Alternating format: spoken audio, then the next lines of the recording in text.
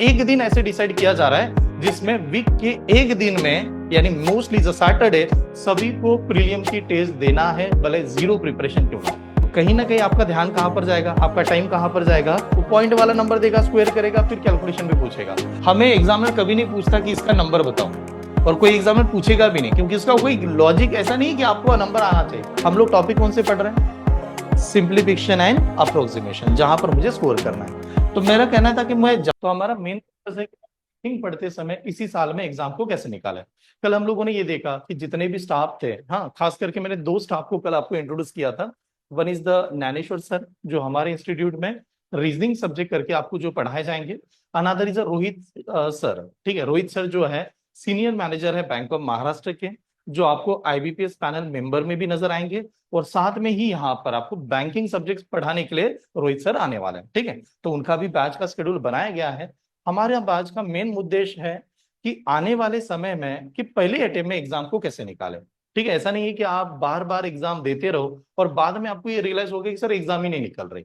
तो इसके लिए कुछ प्लान इस प्रकार से किया जा रहा है। जो मॉर्निंग की बैच है उसमें जो आपके सब्जेक्ट डिसाइड किए गए हैं, वो स्टार्टिंग के दो सब्जेक्ट स्टार्टिंग में हम लोग कंटिन्यू चलाने वाला है। उसमें one is the quantity aptitude, जिसको आप न्यूमेरिकल एबिलिटी कह सकते हो या मैथमेटिक्स कह सकते हो सिंपल आम भाषा में, and another is the reasoning. ये दो सब्जेक्ट को मैं स्टार्ट में इस बैच में कंटिन्यू करूंगा। मेरे साथ बीच बीच में ज्वाइन होते रहेंगे Dnyaneshwar sir with PYQ question paper के साथ में, ठीक है। जो भी टॉपिक यहाँ पर पढ़ाया जाएगा उसका मेन उद्देश्य होगा कि उस टॉपिक को पढ़ते समय आपके 10 साल के question paper with in last, मतलब जो लास्ट मंथ में जो एसबीआई पीओ की एग्जाम हुई थी या एसबीआई क्लर्क की एग्जाम हुई थी, उसी के साथ में पढ़ना है। और पढ़ते समय ये गोल बनाया जाएगा कि बेसिक से लेके कहां तक जाना है, एडवांस लेवल में जाके ही आपको स्टडी करनी है, ठीक है। तो सिंप्लीफिकेशन से मैं शुरुआत करने वाला हूं, क्योंकि मैथ्स में मैंने आपको कल जब इंडेक्स बना के दिया था तो उसमें मैंने कहा कि हम लोग सिंप्लीफिकेशन ये वाला टॉपिक हमारे एग्जाम में 15 मार्क्स का टॉपिक है। तो खाली एक टॉपिक नहीं है कि सिंप्लीफिकेशन पढ़ लो और डायरेक्टली बन जाएगा, या आप छोटा सा कंसेप्ट पढ़ रहे हो। ये मैथ्स का सबसे अहम कंसेप्ट माना जाता है, जिसमें आप पूरा का पूरा फंडामेंटल को इंक्लूड कर सकते हो, ठीक है। हेडिंग लगा दीजिएगा सिंप्लीफिकेशन एंड अप्रोक्सीमेशन, ठीक है। तो ये टॉपिक स्टार्टिंग से बनने वाला है,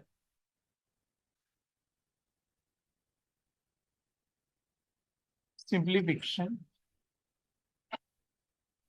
एंड अप्रोक्सीमेशन।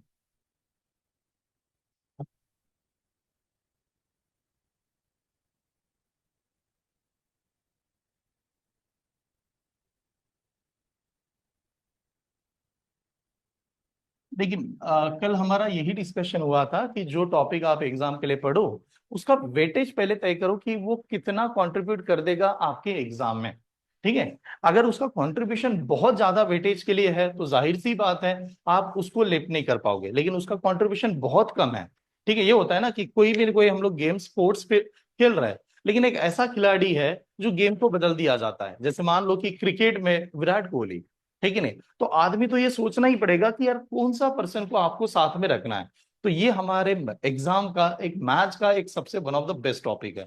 आप इसको नहीं किया, इससे दुश्मनी नहीं कर सकते, इसको साथ लेके आपको चलना है, ठीक है। तो सिंप्लीफिकेशन एंड अप्रोक्सीमेशन जब एग्जाम में आएगा, और ये आपको नजर आने वाला है 10 टू लेके 15 marks in the prelim exam. And अगर प्रीलियम मेरी क्लियर होती है तो मेंस में इसका वेटेज इसी ओरिएंटेड होगा, बिकॉज इसके ऊपर डिपेंडेंट टॉपिक होते हैं। तो फिर सर अब जो इसमें सब टॉपिक है उसमें क्या क्या पढ़ने वाला है? तो सब टॉपिक में सबसे पहले मैं आपको यही पढ़ाऊंगा, यूनिट प्लेस क्या होता है, what is the unit place, and digit addition. ये इसके छोटे छोटे पार्ट है। हाँ लेकिन ये जरूर कहूंगा कि जब ये टॉपिक पढ़ेंगे तो पूरा का पूरा कंटेंट आपका बैंकिंग का पीवाईक्यू वाला ही चलाएंगे। मतलब बैंकिंग के 10 साल के जो क्वेश्चन पेपर है उसके तहत ही मैं सॉल्व करके दूंगा। इनफैक्ट आपको ऐसा नजर आएगा कि सर ये 2022 का क्वेश्चन है, एसबीआई का है, आईबीपीएस पीओ का है, उस ओरिएंटेड आप लोग कंटेंट को यहाँ पर जांच कर पाओगे या चेक कर पाओगे, ठीक है। तो एक ये बन जाएगा कि unit place and digit addition. Second हम लोग टॉपिक जो देखेंगे इसमें वो आ जाएगा आपका नंबर्स पे डिपेंडेंट, यानी नॉर्मली हाँ नंबर्स के ऊपर डिपेंडेंट, जिसको हम लोग कहेंगे डिविजिबिलिटी। ये नहीं करना चाहता कि डिविजिबिलिटी पूरा का पूरा एग्जाम में पढ़ना है, खाली आपको पता होना चाहिए कि डिविजिबिलिटी होता क्या है, कैसे डिवाइड करता है। ये कभी भी नहीं पूछा जाएगा कि डिवाइड करके बता दो ये नंबर डिवाइड होगा कि नहीं, ऐसे सवाल बैंकिंग में नहीं आएंगे। लेकिन आपको ये काम होना चाहिए वो नंबर डिवाइड हो रहा है नहीं हो रहा है इतना नॉलेज हो जाए, ठीक है। That is a divisibility. जैसे ये नंबर को आगे बढ़ेंगे नेक्स्ट कंसेप्ट लग जाएगा बॉड मास। बॉड मास का मतलब है जब भी हम लोग कोई कैलकुलेशन करते हैं तो उस समय में BODMAS के रूल के बारे में समझना जरूरी है कि ब्रैकेट क्या है, ऑफ का मतलब क्या है, डी का मतलब क्या है, एम का मतलब क्या होता है, कैसे रूल को कैलकुलेशन करते समय फॉलो करना चाहिए। जब BODMAS चल रहा होगा तो इसमें ही हम लोग कंटिन्यू करेंगे डेसिमल एंड फ्रैक्शन, ये वाले नंबर। ठीक है, डेसिमल पे कैसे सवाल आ गया, फ्रैक्शन पे। देखो ये सभी टॉपिक अगर आप रेफरेंस बुक को चेक करते हो तो आपको क्या नजर आएगा, सर डेसिमल फ्रैक्शन नाम का तो टॉपिक ही है। मैं टॉपिक नहीं पढ़ा रहा हूं, मैं पहले आपको बता दूं, मैं कभी भी आपको डेसिमल एंड फ्रैक्शन का पूरा टॉपिक नहीं पढ़ाते बैठूंगा। हम लोग क्या देखेंगे, सिंप्लीफिकेशन नाम के टॉपिक में इसके कंसेप्ट कैसे इंप्लीमेंट करते हैं, क्योंकि हमारा मेन ध्यान रहना चाहिए कि मुझे एग्जाम निकालनी है। अभी अब एग्जाम निकालते समय ये इतना अगर बड़ा टॉपिक है तो इसमें क्या क्या कंसेप्ट लगने वाला है। ठीक है, तो डेसिमल फ्रैक्शन के कंसेप्ट लगते हैं। उसके बाद में यहां पर लग जाएंगे हमें square root, square root, cube root, ये वाले टॉपिक की concept, square root and cube root. ठीक है, तो यहां पर नंबर का स्क्वायर, नंबर का क्यूब, ये पता हो। ठीक है, उसके बाद में स्क्वायर रूट क्यूब रूट के बाद में अहम टॉपिक लग जाता है जिसको हम लोग कहेंगे परसेंटेज। परसेंटेज ये अलग टॉपिक है, आप जानते हो बहुत बड़ा अरिथमेटिक मैथ्स का टॉपिक माना जाता है। बट जो परसेंटेज हम लोग यहाँ पर सॉल्व करेंगे वो कौन सा होगा, कैलकुलेशन वाला परसेंटेज। कहीं पर भी ऐसा सवाल नहीं दिया जाएगा A is what percent of B, तो वो अलग टॉपिक हो गया, वो अरिथमेटिक का पार्ट हो गया। यहां पर देखना परसेंटेज वाले कैलकुलेशन को कैसे जल्दी जल्दी किया जाए। और ये बनाते समय फिर मैं आपको सामने रख दूंगा कि ये सभी कंसेप्ट को कंबाइन करते समय एक वाला पार्ट आ जाएगा जिसको हम लोग कहेंगे that is called as simplification. Exam में आए हुए सभी सिंप्लीफिकेशन के एग्जाम्पल आपके सामने रखे जाएंगे। इसमें क्या होगा कि ये जितने भी कंसेप्ट आपको दिखाया जा रहा है बोर्ड पे, वो सभी के सभी क्या हो जाएंगे, मर्ज हो जाएंगे, कंबाइन हो जाएंगे। तो उस केस में आपको डिसाइड करना है कि कौन सा कंसेप्ट मैं लगाऊं और किस ओरिएंटेड मेरा एग्जाम्पल सॉल्व होगा। जो भी आपके स्पेसिफिक टॉपिक के नेम यहाँ पर दिए गए हैं, मैं जानता हूं कि हो सकता है आप में से कुछ बच्चों ने ये पहले भी टॉपिक कहीं ना कहीं अटेंड किए होंगे। क्लास की नोट्स का क्या होगा, बोर्ड मास पढ़ा रहा हूं तो बोर्ड मास का वो वाली नोट्स नहीं आएगी जो आपने पहले पढ़ा होगा। बोर्ड मास का क्या आएगा, नाम बोर्ड मास होगा लेकिन एग्जाम में आए हुए बैंकिंग के कंटेंट होंगे, प्योरली बैंकिंग कर रहा हूं मैं ना, वहां पर आरबीआई का कंटेंट मतलब दूसरे कोई एग्जाम का कंटेंट मिक्स करूंगा। और एक गोल चले कि मेरे एग्जाम में कैसे कंटेंट आ रहा है, मुझे कौन सा सवाल को सॉल्व करना चाहिए, कैसे मेथड से सॉल्व करना चाहिए, ये देखेंगे। तो सिंप्लीफिकेशन में सभी के सभी कंसेप्ट क्या हो जाएंगे, कंबाइन हो जाएंगे। ये मानिए सिंप्लीफिकेशन जैसे हो गया तो सिंप्लीफिकेशन के साथ में हो जाएगा फिर कौन सा आपका, अप्रोक्सीमेशन। कि अप्रोक्सीमेशन साथ में चलेगा। What is the difference between the simplification and approximation. Simplification का मतलब होता है कि जो आप आंसर ला रहे हो वो एग्जैक्टली होना चाहिए, उसमें कोई भी इधर उधर दाएं बाएं नहीं कर सकते। लेकिन अप्रोक्सीमेशन का मतलब होता है कि अगर मैंने मेरा आंसर 99 आ रहा है तो मैं उसको क्या कंसिडर कर सकता हूं, 100 मान के चलता हूं। ठीक है, वहां पर तो ये दोनों में डिफरेंस होती है। एग्जामिनर देते समय भी आपको क्लियर कट मैसेज देता है, find the simplification, solve the simplification. Simplification word है, कहीं पर भी अप्रोक्सीमेटली, क्लोजेस्ट टू, हाँ ये वाला वर्ड होता है। तो उसका कहना है कि उसके नजदीक जाके आंसर बता दो, एग्जैक्टली लाने की कोई आवश्यकता नहीं है। ठीक है, और ये जितने भी टॉपिक है ये इतना जबरदस्त रोल प्ले करेंगे एग्जाम के लिए। अगर आपकी इनमें कमांड अगर आती है तो डीआई नाम के लिए टॉपिक है, डीआई ऑटोमेटिकली आपका सॉल्व होगा। लेकिन अगर ये नहीं बनाया तो जाहिर सी बात है डीआई बनाना मुश्किल होने वाला है। ठीक है, और वेटेज के तहत ये देखने ना कि 10 to 15 स्कोर लाना ही लाना है यार, कैसे भी करके लाना है। अभी के लिए स्टार्टिंग में पूरा लेक्चर ऐसे चलने वाला है कि मैं कंसेप्ट आपको बताऊं, उसके एग्जाम्पल लूं। ठीक है, इस हिसाब से जैसे जैसे हम लोग आगे बढ़ेंगे और जो मैं जो 10 साल की नोट्स आपके सामने रखनी है, हाँ पूरा का पूरा पीवाईक्यू का इसी बैच में, तो उस केस में क्या होगा, हर एक सवाल के लिए टाइम लिमिट सेट कर दिया जाएगा। अभी के लिए मैं मान के चल रहा हूं आपको कुछ नहीं आ रहा है, हमें सभी बेसिक से स्टार्ट करना है। लेकिन जब मैं पीवाईक्यू के ऊपर आऊं लास्ट में, हाँ जब ये वाला पार्ट आपका कंबाइन हो जाए 10 साल के क्वेश्चन पेपर बनाते समय, तो ध्यान रहिएगा कि हमारे पास जितने भी एग्जाम्पल है और खास करके प्रीलियम वाले एग्जाम्पल, उसको टाइम सेट किया जाएगा 20 to 30 सेकेंड इज ओनली। उसमें यही माइंडसेट बनाना है कि जब मुझे पूरा कंसेप्ट पता है तो क्या मैं ऐसा कह सकता हूं कि खाली नंबर देखो और मेरा आंसर आ जाए, पेन ना उठाना पड़े, ये हमें वहां तक जाना है। और जिस दिन ये लेवल ऐसी आ जाएगी तो समझ लेना आपकी एग्जाम पहले अटेम्प्ट में निकल गई। और हम लोगों ने वैसे ही गोल बनाया है, कल से जब बैच स्टार्ट की थी तो मैंने आपको बताया कि इस बैच का एकदम क्लियर कट उद्देश्य है, ये बैच आपको कहीं पर भटकाना नहीं चाहती, क्लियर ये मान के चल रही है कि आने वाले एग्जाम अगर आप आरआरबी को ही मान के चल रहे हो, बैंकिंग की शुरुआत आपकी आरआरबी के तहत होने वाली है। तो आरआरबी की पहली एग्जाम होगी कब, 27 जुलाई को। तो हमारा बैच का शेड्यूल ही ऐसे होगा, batch regularly Monday to Saturday होगी। और मंडे टू सैटरडे कंडक्ट करते समय इसमें ये देखा जाएगा मंडे टू फ्राइडे आपका रेगुलर सेशन हो रहा है, साथ में क्लास टेस्ट हो रही है जो आपसे डिसाइड किया जाएगा। लेकिन इसका वीक का एक दिन ऐसे डिसाइड किया जा रहा है जिसमें वीक के एक दिन में यानी मोस्टली सैटरडे सभी को प्रीलियम की टेस्ट देना है, भले जीरो प्रिपरेशन क्यों ना हो।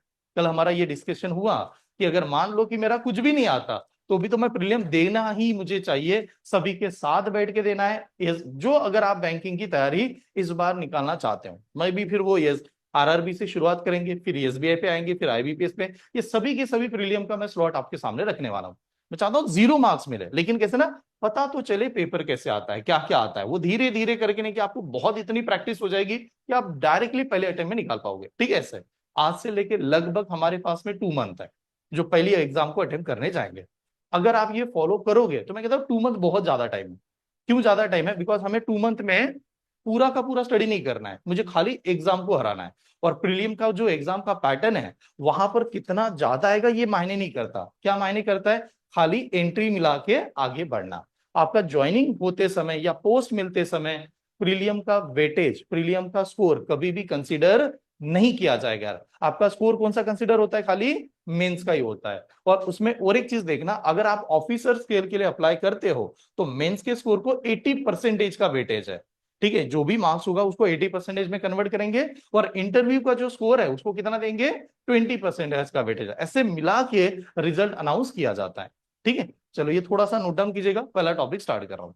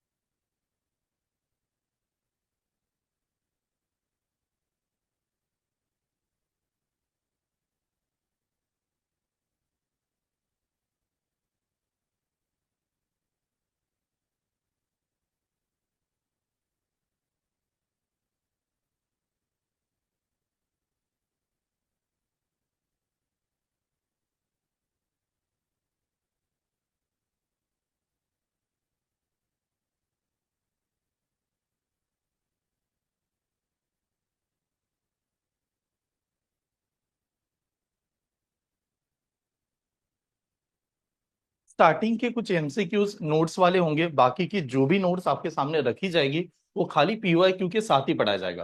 ठीक है, जैसे भी क्वेश्चन आ रहा है, मान लो मैं अभी प्रेजेंट करने के लिए मुझे कुछ ना कुछ तो लिखा के देना ही पड़ेगा आपको कि चलो ये एग्जाम्पल देके, लेकिन जब एग्जाम वाला एग्जाम्पल आप देखोगे तो साथ में मैं दिखाऊंगा कौन से साल आया था, कौन से ईयर में कैसे सॉल्व कर रहे हैं। ठीक है, ये वाली बात से चलेगी।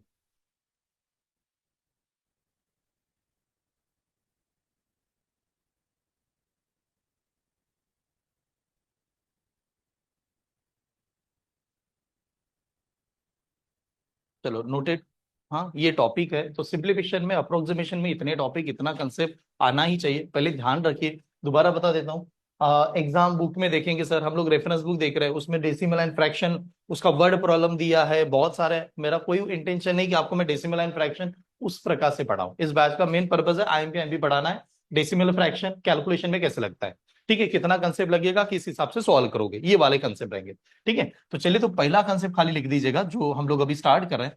ये एग्जाम में कहीं पर भी इसका नाम ही नहीं है, कोई रेफरेंस बुक उठा लो कहीं पर भी नहीं है। कंसेप्ट का नाम होता है डिजिट एडिशन। ठीक है, नोट डाउन कीजिए यार, ये लिखेगा।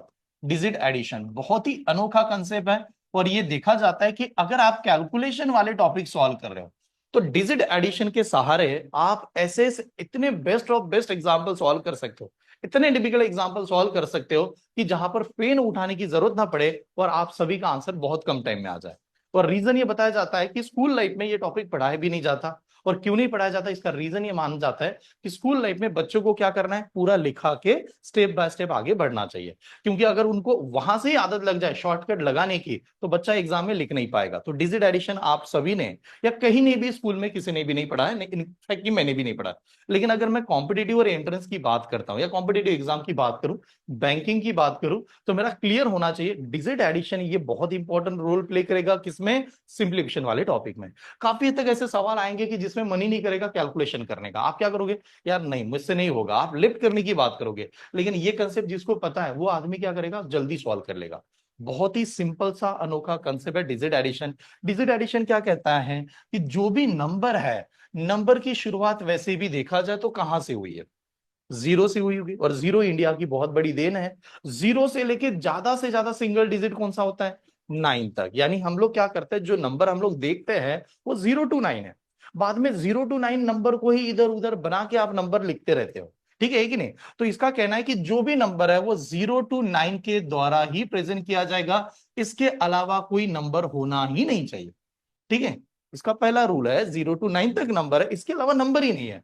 तो मान लो किसी को लगा सर मैं तो 12 नंबर जानता हूं, तो 12 नंबर इनके लिए क्या बनेगा? तो 12 नंबर का मतलब होगा इसमें 2 डिजिट है, तो ये बनेगा 1 + 2 यार। And what is mean by 1 + 2? तो ये कहेगा 3, तो उसके लिए 12 का मतलब 3 बन गया। वो कभी 12 नहीं रीड करेगा। जैसे मान लो किसी ने कहा नहीं मैं तो 25 जानता हूं सर, तो 25 का मतलब इनके लिए क्या बनेगा? 2 + 5। देन व्हाट इज द 2 + 5 यार? 7। तो ये कहेगा यार 25 का मतलब हमारे लिए 7 होता है, ठीक है? तो जितने भी नंबर है जो 2 से ज्यादा डिजिट है, वो कभी भी सादा सिंपल कन्वर्ट नहीं करता। आम भाषा में अगर देखा जाए तो उसका मतलब क्या हो रहा है, जितने भी डिजिट के नंबर है उसको क्या चाहिए? Single digit. और कहां से चाहिए? 0 से 9 तक चाहिए। अगर मान लो और एक एग्जांपल आपके सामने रखता हूं, किसने कहा सर नंबर है मेरा 1 2 3, तो बताइएगा 1 2 3 इस मेथड के हिसाब से इसकी वैल्यू क्या होनी चाहिए? 6 होनी चाहिए, क्योंकि ये कहेगा 1 2 3 का मतलब है डिजिट की एडिशन करते बैठो, 1 + 2 + 3। तो बताइएगा आंसर कितना आएगा? 1 + 2 + 3 6 आना चाहिए। तो इसके तहत ये तो 6 हो जाएगा। कितना भी डिजिट दे दो, अगर मान लो अगर कभी कभार मैंने ऐसे दिया 1 2 3 4, दिस आर द नंबर 1 2 3 4, तो जाहिर सी बात है जब एडिशन करेंगे तो आपको कि सर 1 है, +2 है, +3 है, +4 है, and then what is the addition? 10। But addition तो 10 आ गई, बट ये कहता है 10 तो 2 डिजिट है, 10 नहीं ले सकते। देन 10 नहीं ले सकते तो नंबर कितना आएगा? 1 आएगा। देखिए ध्यान से समझेगा, 1 + 2 + 3 + 4, इन सभी की एडिशन आपने देखा, एडिशन तो 10 आ गई थी, लेकिन इसके चलते इसका रेंज हो गया है। ये कहना चाहता है जो भी नंबर होगा वो मेरे लिए रीडेबल कौन सा होगा? 0 to 9 ही होगा, उसके अलावा मैं रीड नहीं कर सकता। तो जो 10 हम लोगों ने प्रेजेंट किया, तो 10 का मतलब होगा 1 + 0, and what is mean by 1 + 0? 1। तो ये कहता है मैं हर एक नंबर को इसी फॉर्मेट में लिख सकता हूं, रीड कर सकता हूं। मैं आज के डेट में आपको बताऊं, आज जो टेक्नोलॉजी बढ़ रही है, डिजिटलाइजेशन जो बढ़ गया है, एक्चुअली ये लोग जो टेक्नोलॉजी है उसको कोई नंबर नहीं समझ में आता। उसको खाली दो ही चीज समझ में आती है, 0 एंड 1। वो सब कुछ चीज को सिग्नल के फॉर्म में कंसिडर करता है, 0 1 0 1 के फॉर्म में कंसिडर करता है, और अपने आप को समझा लेता है, ठीक है? तो इसकी जो लैंग्वेज है इस मेथड की, ये कहता है 0 to 9 पता है, बाकी कुछ पता नहीं, ठीक है? तो सर इसका अहम हिस्सा क्या है, ये इंपॉर्टेंट क्यों है? इसका रीजन है, जब हम लोग कोई कैलकुलेशन वाला टॉपिक पढ़ते हैं तो उसमें कैलकुलेशन में क्या आएगा? एडिशन आएगा, सब्ट्रैक्शन आएगा, मल्टीप्लिकेशन आता है, डिवीजन आता है, दीज आर द टॉपिक। तो कहते हैं कोई भी कैलकुलेशन कर रहे हैं मेरे हिसाब से करो, मैं जल्दी जल्दी आंसर दे दूंगा, ठीक है? अभी के लिए एग्जांपल ले रहा हूं। सपोज मान लो किसी ने कहा कि मैंने 12 वाले नंबर को 13 से मल्टीप्लाई करना है, 12 वाले नंबर ने 13 से मल्टीप्लाई करना है। और ये आंसर हमारे लिए क्यों इंपॉर्टेंट है? इसका रीजन है, हम लोग जो एग्जाम दे रहे हैं वो एग्जाम ऑब्जेक्टिव है। बैंकिंग की कहीं पर भी एग्जाम आपको डिस्क्रिप्टिव नजर नहीं आती है। क्लियर कट होता है कि आप जो आंसर निकलोगे ऑप्शन में कहीं तो होगा, और वो वहां पर टिक करके आपको जाना है। एग्जामिनर कहीं पर भी ये नहीं कहता कि सॉल्व करो। एग्जामिनर क्या कहता है? टिक राइट ऑप्शन को टिक करो। आप देखिए रीड रीड अगर करोगे इंस्ट्रक्शन, उसमें लिखा जाता है राइट ऑप्शन को टिक करके भाग जाओ आगे, ठीक है? बता दो, अगर मान लेते कि इसका आंसर सॉल्व करने चले जाए, तो आप देखोगे कि इसका आंसर अगर बनाते समय 12 3 जार कितना यार? 36। 36 से हम लोग क्या देंगे? 6 देंगे, कैरी कितना होगा हमारा? 3 होगा। 12 1 जार कितना? 12, 12 + 3 कितना? 15। तो ये नंबर बना होगा 156, यानी डेफिनेटली ऐसे आंसर बना होगा। ये मेथड क्या कहती है कि ऐसे सॉल्व ही मत करो, खाली क्या कर दो, व्हाट इज मीन बाय 12? तो 12 सिंगल डिजिट क्या बनेगा आपका? 3 बनेगा, बिकॉज हम लोगों ने तो डिजिट एडिशन देखा, 3 बनेगा। बीच में इंटू है तो इंटू ही रखिएगा। ये देखिएगा 1 + 3 कितना बनेगा? 4 ही बनेगा। अब जब मैंने इसको मल्टीप्लाई किया, 3 × 4 कितना आ जाएगा? 12 आएगा। बट ये कहता है 12 मुझे समझ नहीं आता, मेरे भाषा में मेरे लैंग्वेज में बताइएगा। तो 12 का मतलब इसके लिए क्या बनेगा? 3 बन जाएगा। तो इसका कहना क्या है कि अगर लेफ्ट साइड में डिजिट की एडिशन 3 है, तो राइट साइड में डिजिट की एडिशन 3 आना ही चाहिए, ये इसका रूल है। तो चेक करके देखते हैं, अगर मान लो ये यहां पर आता है नंबर, तो बताइए यार 1 + 5 कितना? 6, एंड 6 + 6 कितना? 12, और 12 को आगे लिखेंगे तो कितना? 3। तो ये कहना चाहता है कि लेफ्ट साइड बरोबर राइट साइड होती है। तो जब भी आप कैलकुलेशन करो तो खाली ऑप्शन से भी आंसर दिया जा सकता है, ठीक है? तो फिर वो मल्टीप्लिकेशन हो, एडिशन हो, सब्ट्रैक्शन हो, हर जगह पर मेथड लगती है, ठीक है? Note down.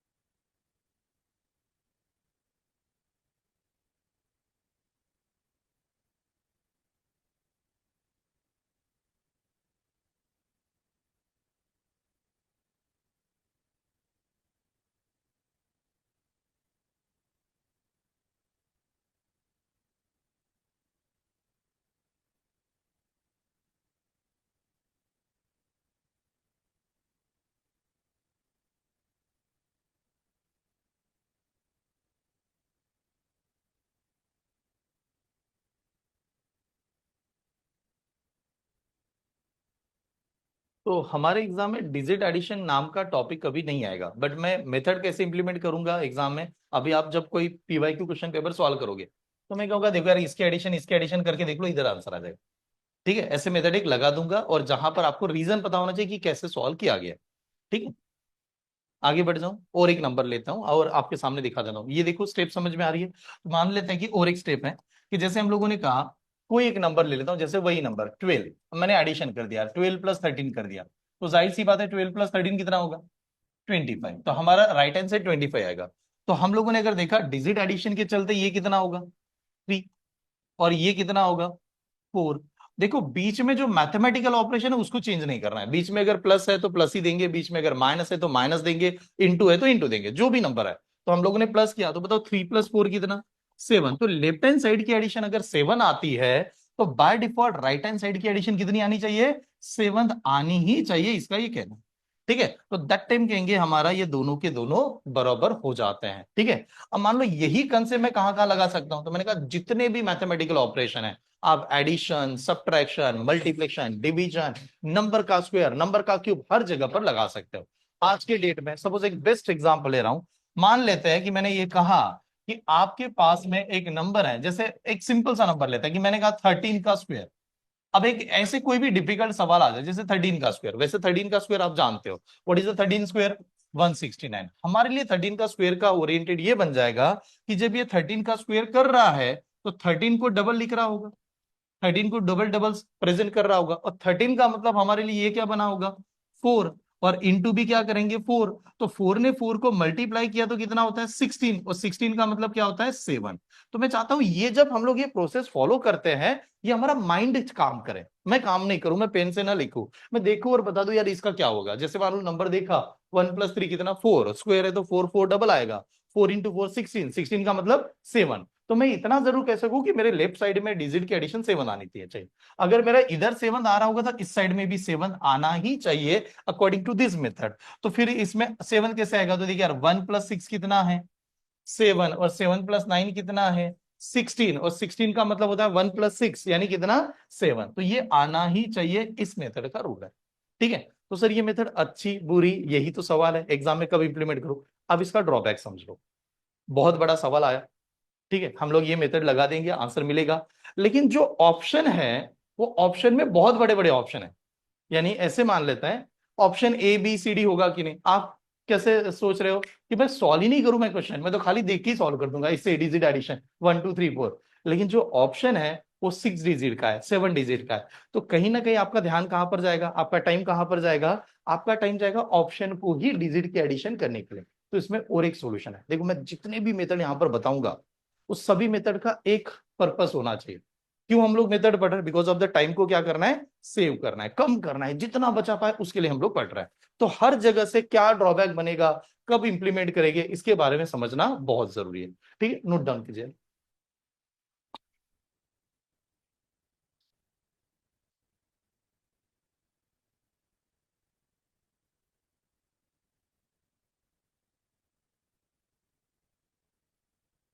डेली का एक कंसेप्ट पढ़ा रहा हूं, रेगुलरली एक कंसेप्ट रखूंगा, एक कंसेप्ट लेके थीम लेके एक चलेंगे, और जितने भी टॉपिक के बारे में बताया फिर उसको मर्ज करूंगा।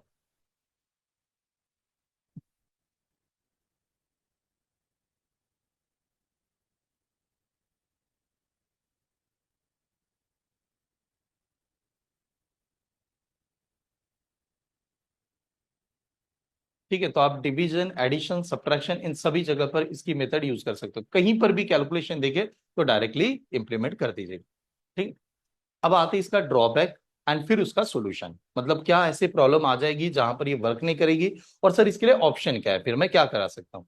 ठीक है, पहला ड्रॉबैक, हाँ इसका समझेगा। पहला ड्रॉबैक, हम लोगों ने कोई ना कोई कैलकुलेशन वाला सवाल सॉल्व किया और उसके चलते आंसर उसका एग्जैक्टली है 99, उसका एग्जैक्टली आंसर आ रहा था 99। ऐसे मान लो 99.99 आ जाए 99, तो 99 को एग्जामिनर क्या दे सकता है, 100 दे सकता है। जब वहां पर लिखा होगा कि सॉल्व द इक्वेशन या सॉल्व द प्रॉब्लम, हाँ अप्रोक्सीमेटली ऐसे, तो अप्रोक्सीमेटली अगर ऊपर लिखा है तो उसको एग्जैक्टली अगर किसी ने सॉल्व किया तो तो उसका आंसर सपोज ऐसे आ गया 99.99 ऐसे आ गया। सपोज किसी ने पूरा कैलकुलेशन वगैरह कैलकुलेटर पे भी करके देखा, तो आंसर कितना आ रहा है 99.99। तो एग्जामिनर 99.99 थोड़ी बताते रहेगा, एग्जामिनर अपने ऑप्शन में क्या देगा, सीधा 100 दे देगा एग्जामिनर।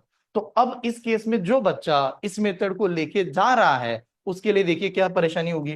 वो क्या कहेगा, चलो यार टीचर ने तो बताया था डिजिट एडिशन, तो बताओ यार 9 + 9 कितना, 18। और ये 9 18 + 9 कितना, 27। 27 + 9 कितना, 36। और 36 के हिसाब से क्या होगा, 9 होगा। यानी जो ऑप्शन हम लोग टिक करेंगे उसमें 9 डिजिट एडिशन आनी चाहिए, लेकिन ऑप्शन डिजिट एडिशन तो 9 बन ही नहीं रही, तो उस केस में आप गलत हो जाओगे। जबकि इसका आंसर उन्होंने क्या दिया था, 100। 100 का डिजिट एडिशन कितना होता है, 1। तो पहला नोट ये बना के रखिएगा, ये मेथड कहां पर नहीं लगा सकते हैं, अप्रोक्सीमेशन में नहीं लगा सकते, ये ध्यान रखना है। बिकॉज इस मेथड का क्लियर कट गोल है लेफ्ट राइट साइड बरोबर राइट हैंड साइड, एक्यूरेट में लगेगा, अप्रोक्सीमेटली में नहीं लगा सकते। ठीक है, अंदाजा वाले सवाल में नहीं लगा सकते। दूसरा, ये स्टेप समझ में आ रही है, ठीक है, ये यहां पर। दूसरा मुझे यहां पर एक लगता है कि जैसे मान लो कि आप एग्जाम में ऐसे चले जाओ और आपके सामने ऑप्शन आ गया 1 2 3 4 5 6 7 8 9, और फिर यहाँ पर ऑप्शन, फिर यहाँ पर ऑप्शन, फिर आप तो परेशान हो जाओगे कि साला वही मेथड है, लगाने बैठो तो इसमें ही टाइम जा रहा है। तो इसके लिए कुछ जानकारी, कुछ ऑप्शन है मेरे पास, ट्रिक्स। हाँ, चलो मान लेते हैं मैं डिजिट एडिशन इस ओरिएंटेड चलूं और मेरे पास ऑप्शन को टाइम जा रहा है, तो बताओ 1 + 2 कितना, 3 + 3 कितना, 6 + 4 कितना, 10 + 5 कितना, 15 + 6 कितना, 21 + 7 कितना, 28 + 8 कितना, 36 + 9 कितना, 45। तो हम लोगों ने कहा कि डिजिट की एडिशन कितनी होगी, 45। And what is mean by 45, 9। तो हम लोग कह रहे हैं यार 9 तो आया, लेकिन कितना टाइम लगा हर एक ऑप्शन को चेक करने के लिए। जब क्योंकि कभी कभार क्या होगा ना, एक सवाल आया उसके नीचे ऑप्शन है और ऑप्शन इतने बड़े बड़े हैं कि मैं इस मेथड से जाना चाहता हूं लेकिन मेरे यहाँ पर टाइम जा रहा है, इसके लिए और एडिशनली सॉल्यूशन है। लेकिन फिर सर इसको कैसे करें, तो इसका सेकंड रूल, इसका एक रूल है। इसका रूल क्या कहता है, यहां पर लिख रहा हूं साथ में। इसका रूल कहता है कि अगर आपने 9 में कोई भी नंबर ऐड किया है, according to the digit addition सबसे बड़ा नंबर होता है 9, हाँ, सबसे हाईएस्ट नंबर है 9, और आपने 9 में कोई भी नंबर ऐड कर दिया according to the digit addition, तो ये क्या कहता है, उसका जो आंसर आएगा वो सीधा नंबर ही आएगा। ठीक है, ये इसके रूल में है कि अगर आप डिजिट एडिशन के तहत ये अगर यूज करते हो तो 9 में कोई भी नंबर आप ऐड करते हो तो उसका एडिशन क्या आता है, नंबर ही आता है। ठीक है, एग्जांपल समझाता हूं, एग्जांपल देखिएगा। मान लो कि मैंने ऐसे एक नंबर ले लिया, मैंने कहा 9 + 5, 9 + 5, हम लोग डिजिट एडिशन पढ़ रहे हैं तो सिंगल डिजिट में कन्वर्ट कर रहे हैं। व्हाट इज द 9 + 5, ये बना 14। अब यार 14 तो 2 डिजिट है, तो 14 को अगर मैं ऐड करने जाऊं, व्हाट इज मीन बाय 14, 1 + 4, तो 1 + 4 कितना आएगा, 5 ही आएगा, 1 + 5 ही आएगा। ठीक है, अनदर एग्जांपल अगर ले लो, ऐसे ले लेते हैं। अगर किसी ने कहा सर 9 प्लस कितना करना है, मुझे 9 + 7 करना है, मान लो 9 + 7, तो 9 + 7 होता कितना है, 16। तो 16 का मतलब तो दोबारा 1 + 6 कितना हो जाएगा, 7 ही हो जाएगा। तो इसके कुछ बेसिक रूल है कि जब भी आप कहां पर नहीं सॉल्व कर सकते तो एक अप्रोक्सीमेशन में नहीं लगा सकते। दूसरा, ऐसे बहुत सारा नंबर बड़ा है और मुझे जल्दी आंसर देना है, तो मैंने कहा नंबर 9 में वो नंबर ऐड करोगे तो उसका आंसर क्या आएगा, नंबर ही आएगा। तो ये वाला जो ऑप्शन है मेरे पास, मैं इसको डिजिट एडिशन के तहत अगर उठा लूं तो मैं डायरेक्ट डायरेक्ट सॉल्व कर सकता हूं। मुझे क्या करना पड़ेगा, जहां पर भी मेरा 9 नंबर दिख रहा है मैं उसको कट कर दूंगा, मंद में नहीं रखूंगा। देखिए कैसे, हाँ, अभी के लिए रूल लिखा के देता हूं, 2 मिनट खाली समझेगा। मैंने देखा ये नंबर है, लिखो मत, हाँ, खाली समझो। यार 9 ये कैंसिल, इसको आउट कर दिया। 1 + 8 कितना होता है, तो ये भी कैंसिल हो गया। 2 + 7 कितना होता है, 9, ये भी कैंसिल हो गया। 3 + 6 कितना होता है, 9, कैंसिल हो गया। बचा कितना, 4 और 5 कितना हो गया, 9। तो इसका आंसर डायरेक्टली 9 आ जाएगा, तो आपको कुछ लिखने की जरूरत नहीं पड़ेगी। तो ये पहला रूल है, इस प्रकार से। सेकंड रूल कह रहा हूं, सेकंड रूल बहुत ही सिंपल और आसान है। जैसे आप 9 का टेबल को ऑब्जर्व करो, डिजिट एडिशन पढ़ा रहा हूं, 9 का टेबल ऑब्जर्व करो। 9 × 1 = 9, 9 × 2 = 18, बट 18 का मतलब 1 + 8 कितना, 9, 9 × 3 = 27, 27 का मतलब 2 + 7 9, 9 × 4 = 36, 36 का मतलब 3 + 6 9, 9 × 5 = 45, 45 का मतलब 9, 9 5 के बाद में 9 × 6 = 54। 9 एकमात्र नंबर है, वो क्या कहता है, मुझे किसी भी नंबर से मल्टीप्लाई कर दो, बाद में डिजिट एडिशन करके देखना कितना आता है, 9 ही आता है। तो सेकंड रूल होगा कि अगर आपने कोई भी नंबर को 9 से मल्टीप्लाई किया, डिजिट एडिशन हमेशा क्या आएगी, 9 आएगी। ठीक है, ये वाला है। ठीक है, तो अभी के लिए मैं रब कर रहा हूं, एक रूल ऑफ डिजिट एडिशन करके लिखेगा, rule of digit addition, rule of digit addition. हाँ, डिजिट एडिशन जो मैंने स्टार्टिंग में बताया उसमें एक रूल ऑफ डिजिट एडिशन है, बस रूल्स करके है, इसका क्या क्या रूल है। तो पहला रूल ये ऐसा है कि 9 plus number is equal to number, ये रूल। हाँ, 9 plus number is equal to number. अगर आप 9 में कोई भी नंबर ऐड करते हो उसका आंसर सीधा नंबर ही मिलता है। ठीक है, 9 plus number is equal to number. Second rule है 9 into number is equal to 9। 9 से किसी भी नंबर को मल्टीप्लाई करोगे तो डिजिट एडिशन के तहत उसका आंसर क्या हो जाएगा, 9 ही आएगा। फिर आप कोई भी नंबर क्यों ना मल्टीप्लाई कर दो, ठीक है, सीधा सीधा नंबर आएगा। और मैंने आपको वही बताया कि इसका एक रूल और एक समझ लीजिएगा, कहां पर इंप्लीमेंट नहीं कर पाएंगे तो हमारे एग्जाम में अगर अप्रोक्सीमेटली आता है तो नॉट वर्क। ठीक है, क्लियर कट रखना कि इस वाले स्टेप में कभी भी इसको इंप्लीमेंट नहीं करना। अप्रोक्सीमेटली सवाल दिया गया है, अप्रोक्सीमेटली को और एक वर्ड दिया जाता है यार एग्जाम में, क्या कहता है, क्लोजेस्ट टू। ठीक है, क्लोजेस्ट टू, अप्रोक्सीमेटली, ठीक है, नियर, हाँ नियर टू, नियर टू, ऐसे वाले जहां पर भी सवाल आपको दिखे तो बेस्ट वे इस मेथड को लागू नहीं करना है, बिकॉज ये इस समय में काम कर ही नहीं सकते। इसका मतलब होता है जहां पर भी 100% वर्क है उस समय डिजिट एडिशन चलती ही चलती है। ठीक है, तो अभी के लिए और एक एग्जांपल ले लेता हूं, जैसे आपके सामने रखता हूं, हाँ ध्यान से देखिएगा। मैंने कहा डिजिट एडिशन के तहत हम लोग चला रहा है, मैंने ये नंबर रख दिया 123, हाँ 123 इंटू 34, ऐसे कुछ तो नंबर रख दिया, 123 इंटू 34। चलो कैलकुलेटर पे एक बार लिख के देख लो, ठीक है, अगर मान लो चेक ही करना है, खाली दिखाना है मुझे। हाँ, हम लोग 123 इंटू 34, मेंटली या माइंड के ओरिएंटेड अगर मैं कैलकुलेशन, वो तो बन ही सकता है। ठीक है, कुछ ना कुछ अभी के लिए हमें चेक करना है, क्या आंसर आ रहा है आपका, हाँ 4182, ये वाला आंसर आया। तो अब हम लोग क्या करेंगे, 4182 आएगा, इसके बाद वाला टॉपिक मैं इसको कनेक्ट करूंगा अभी आज के दिन में। तो हमारे हिसाब से तो हम लोग ऐसे करने वाले, इसको डिजिट की एडिशन करता है। हम लोगों ने कहा 1+2, 3+3 6, तो डिजिट एडिशन हमारा 6 बन गया। ठीक है, दूसरा हम लोगों ने ऐसे देखा कि यार 3+4 कितना, 7, ये हमारा 7 बना, और 7 आपस में क्या कर रहा है, मल्टीप्लाई।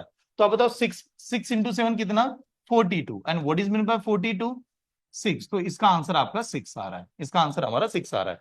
तो हम लोग कह रहे हैं डिजिट की एडिशन कितनी आनी चाहिए, 6 आनी चाहिए। तो अब मैं ऑप्शन को उठा रहा हूं, यहां से ऑप्शन उठाए, 4+1 कितना, 5, 5+8 कितना, 13। अब 13 प्लस ये नंबर, एक तरीका क्या है, मैं सभी नंबर को क्या करते रहूं, ऐड ऐड करते रहूं और बाद में करो। लेकिन अभी आपको ये रूल पता था कि 9 में कोई नंबर ऐड होगा तो उसका आंसर क्या आता है, नंबर ही आता है कि नहीं। तो यहां पर कहीं आपको 9 नजर आ रहा है बीच में, हाँ कहां पर 9 है, 1, तो 1+8, 9 खत्म, कैंसिल ही हो गया। तो बताओ 4+2 कितना, 6, तो इधर भी 6 आना ही चाहिए, ये इसका कहना है। तो लेफ्ट हैंड साइड बरोबर क्या आना चाहिए, राइट हैंड साइड आना ही चाहिए अगर मैं डिजिट एडिशन के तहत चलूं। ठीक है, ये स्टेप क्लियर है। अब और एक दिक्कत आती है, कब, कभी कभार हम लोग कैलकुलेशन करते हैं, उसका कैलकुलेशन का आंसर निगेटिव भी तो हो सकता है। हो सकता है ना कि आपके पास कैलकुलेशन किया और उसका आंसर कौन सा दे दिया हो, निगेटिव, और हम लोग किसके पीछे लग रहे हैं, पॉजिटिव। तो उस केस में कैसे सॉल्व करें, ठीक है, ये भी दिखा था, ये नोट डाउन कीजिए, निगेटिव पॉजिटिव को कैसे हैंडल करें।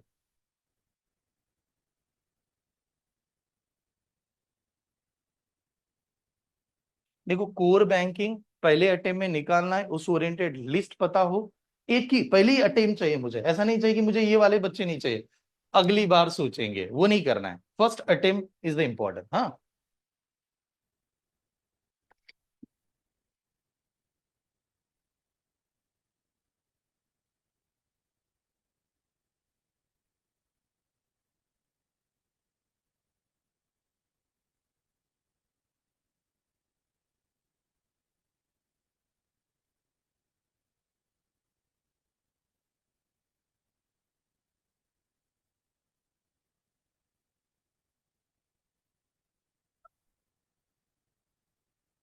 शीतल डोर बंद करूंगा, चले रब करूं, क्लियर है, ठीक, ओके।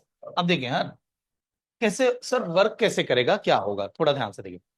डिजिट एडिशन नाम का पहले बता दो कि कोई टॉपिक है क्या? नहीं, ना बुक में टॉपिक है, ना एग्जाम में कौन सा टॉपिक आता है, कभी नहीं। हम लोगों के बैंकिंग एग्जाम में कौन सा टॉपिक आ रहा है जिसको आपको सबसे ज्यादा अहम रखना है? कौन सा टॉपिक का नाम है? Simplification and approximation. वेटेज कितना है? 15, मैक्स टू मैक्स 15 प्रीलियम में। मेंस में भी आएगा, प्रीलियम में भी आएगा। तो अगर मैं इसको देखूं तो मुझे ये क्या करना है? खाली कैलकुलेशन होगा सर। तो कंपलसरी नहीं कैलकुलेशन को आप पूरा सॉल्व करते रहे। ये भी हो सकता है कि नंबर देखो और आंसर टिक करके भाग गए, तो वो हमें ट्रिक सीखनी है।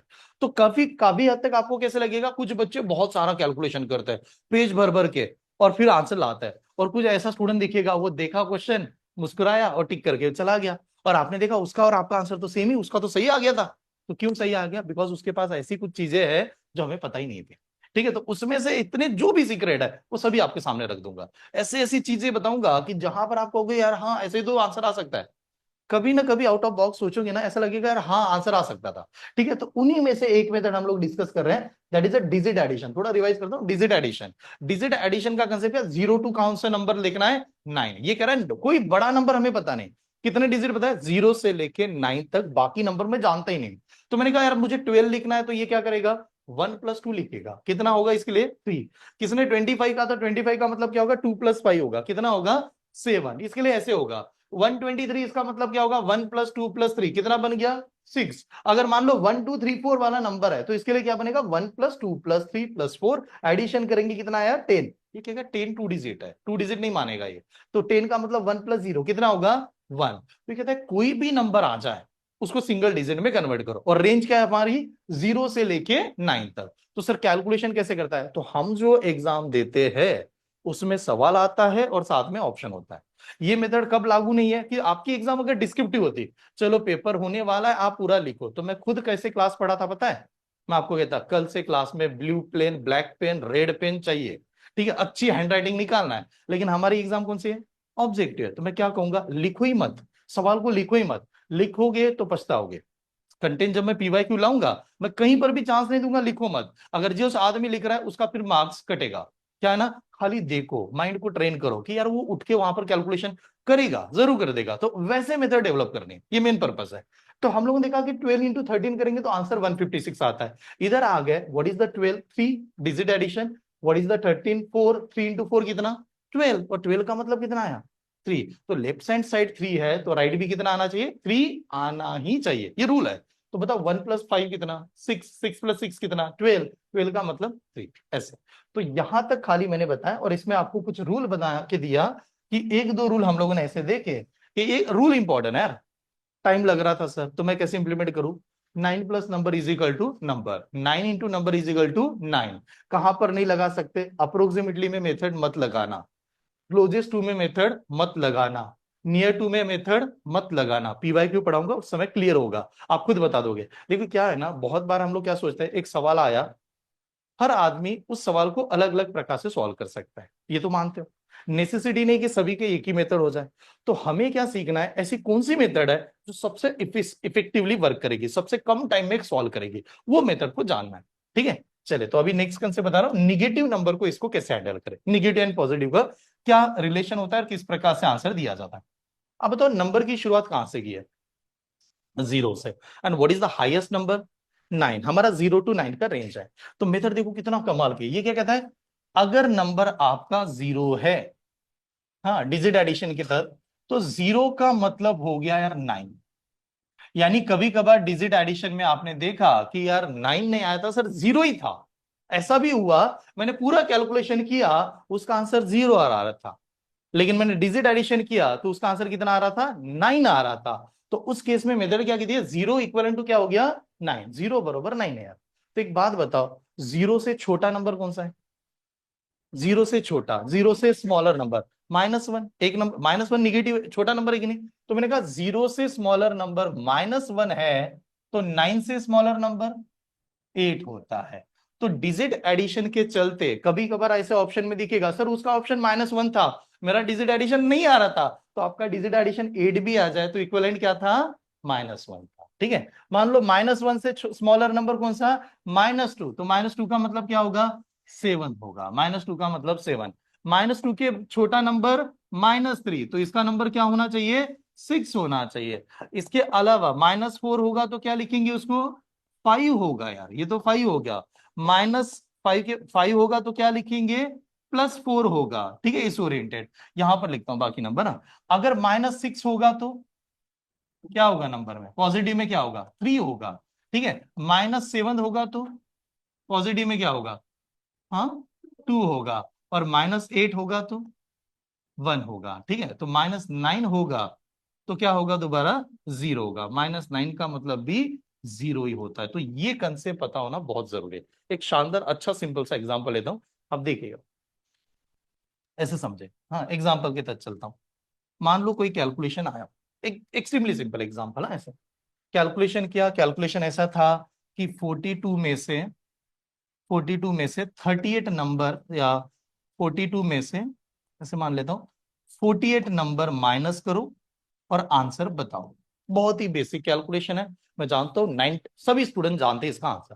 What is 42 minus 48 -6। हमारा आंसर क्या आना चाहिए ऑफिशियली, -6। तो जो हमारे पास ऑप्शन होंगे उसमें अलग अलग नंबर होना चाहिए, ऑब्वियसली होना चाहिए कि नहीं। हम लोग कहेंगे यार ऐसा नहीं होता, हम तो अपना डिजिट एडिशन लगाते भाई, डिजिट एडिशन लगाते हैं। मान लो ये बहुत बड़ा नंबर है, बहुत बड़े बड़े नंबर है, माइनस माइनस करने के लिए है। अब दिमाग आपका क्या करेगा, आप सोचोगे मुझे करनी ही नहीं है कैलकुलेशन, मैं तो डिजिट एडिशन टीचर ने पढ़ा वैसे ही जाता हूं। तो आप डिजिट एडिशन लगा रहे हैं, डिजिट एडिशन के चलते व्हाट इज द 46, 6, ये आपका 6 बन रहा है यार, डिजिट एडिशन के चलते तो ये 6 बन रहा है, ये स्टेप क्लियर है। एंड व्हाट इज द 48, 48 का एडिशन क्या होगा सर, 4 + 8 हुआ 12, बट 12 अलाउ नहीं है। And what is mean by 12, 1 + 2 हुआ 3। तो हम लोग क्या कर रहे हैं, 6 में से कितना माइनस करेंगे, 3, और 6 में से 3 माइनस हुआ तो आपका आंसर क्या आना चाहिए, 3। तो आप ये झगड़ा नहीं कर सकते कि 3 आ रहा है इधर, -6 बता क्यों रहा है।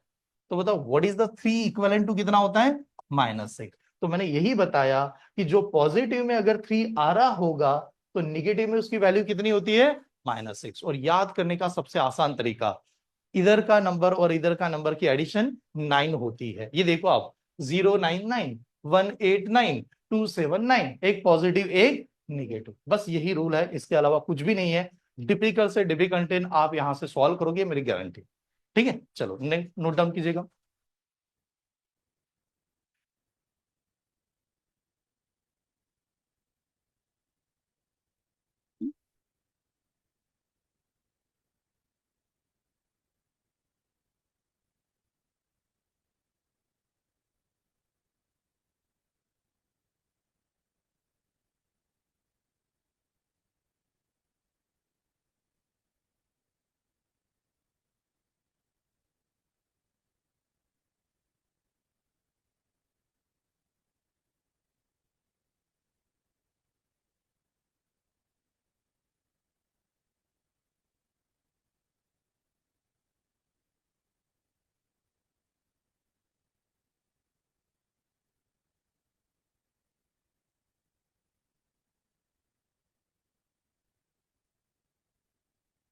आराम से नोट डाउन कर लीजिएगा। देखिए बहुत इंपॉर्टेंट कंसेप्ट है, क्योंकि आप जब एग्जाम का पेपर देखोगे तो हमको यही बताना चाहता हूं कि ऐसे ऐसे मेथड लगा पाऊंगा कि जहां पर किसी ने सोचा भी नहीं होगा कि इस प्रकार से भी आंसर दे सकते हैं।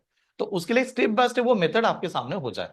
और अगर इस पे काम कर दोगे सिंप्लीफिकेशन पे, तो डीआई नाम का टॉपिक है, डीआई इसे ही बना सकते हैं। ठीक है, वो दोनों एक दूसरे के कनेक्टेड होता है, जिसका सिंप्लीफिकेशन अच्छा है उसका डीआई अच्छा है। ठीक है, ये ध्यान में रखिए।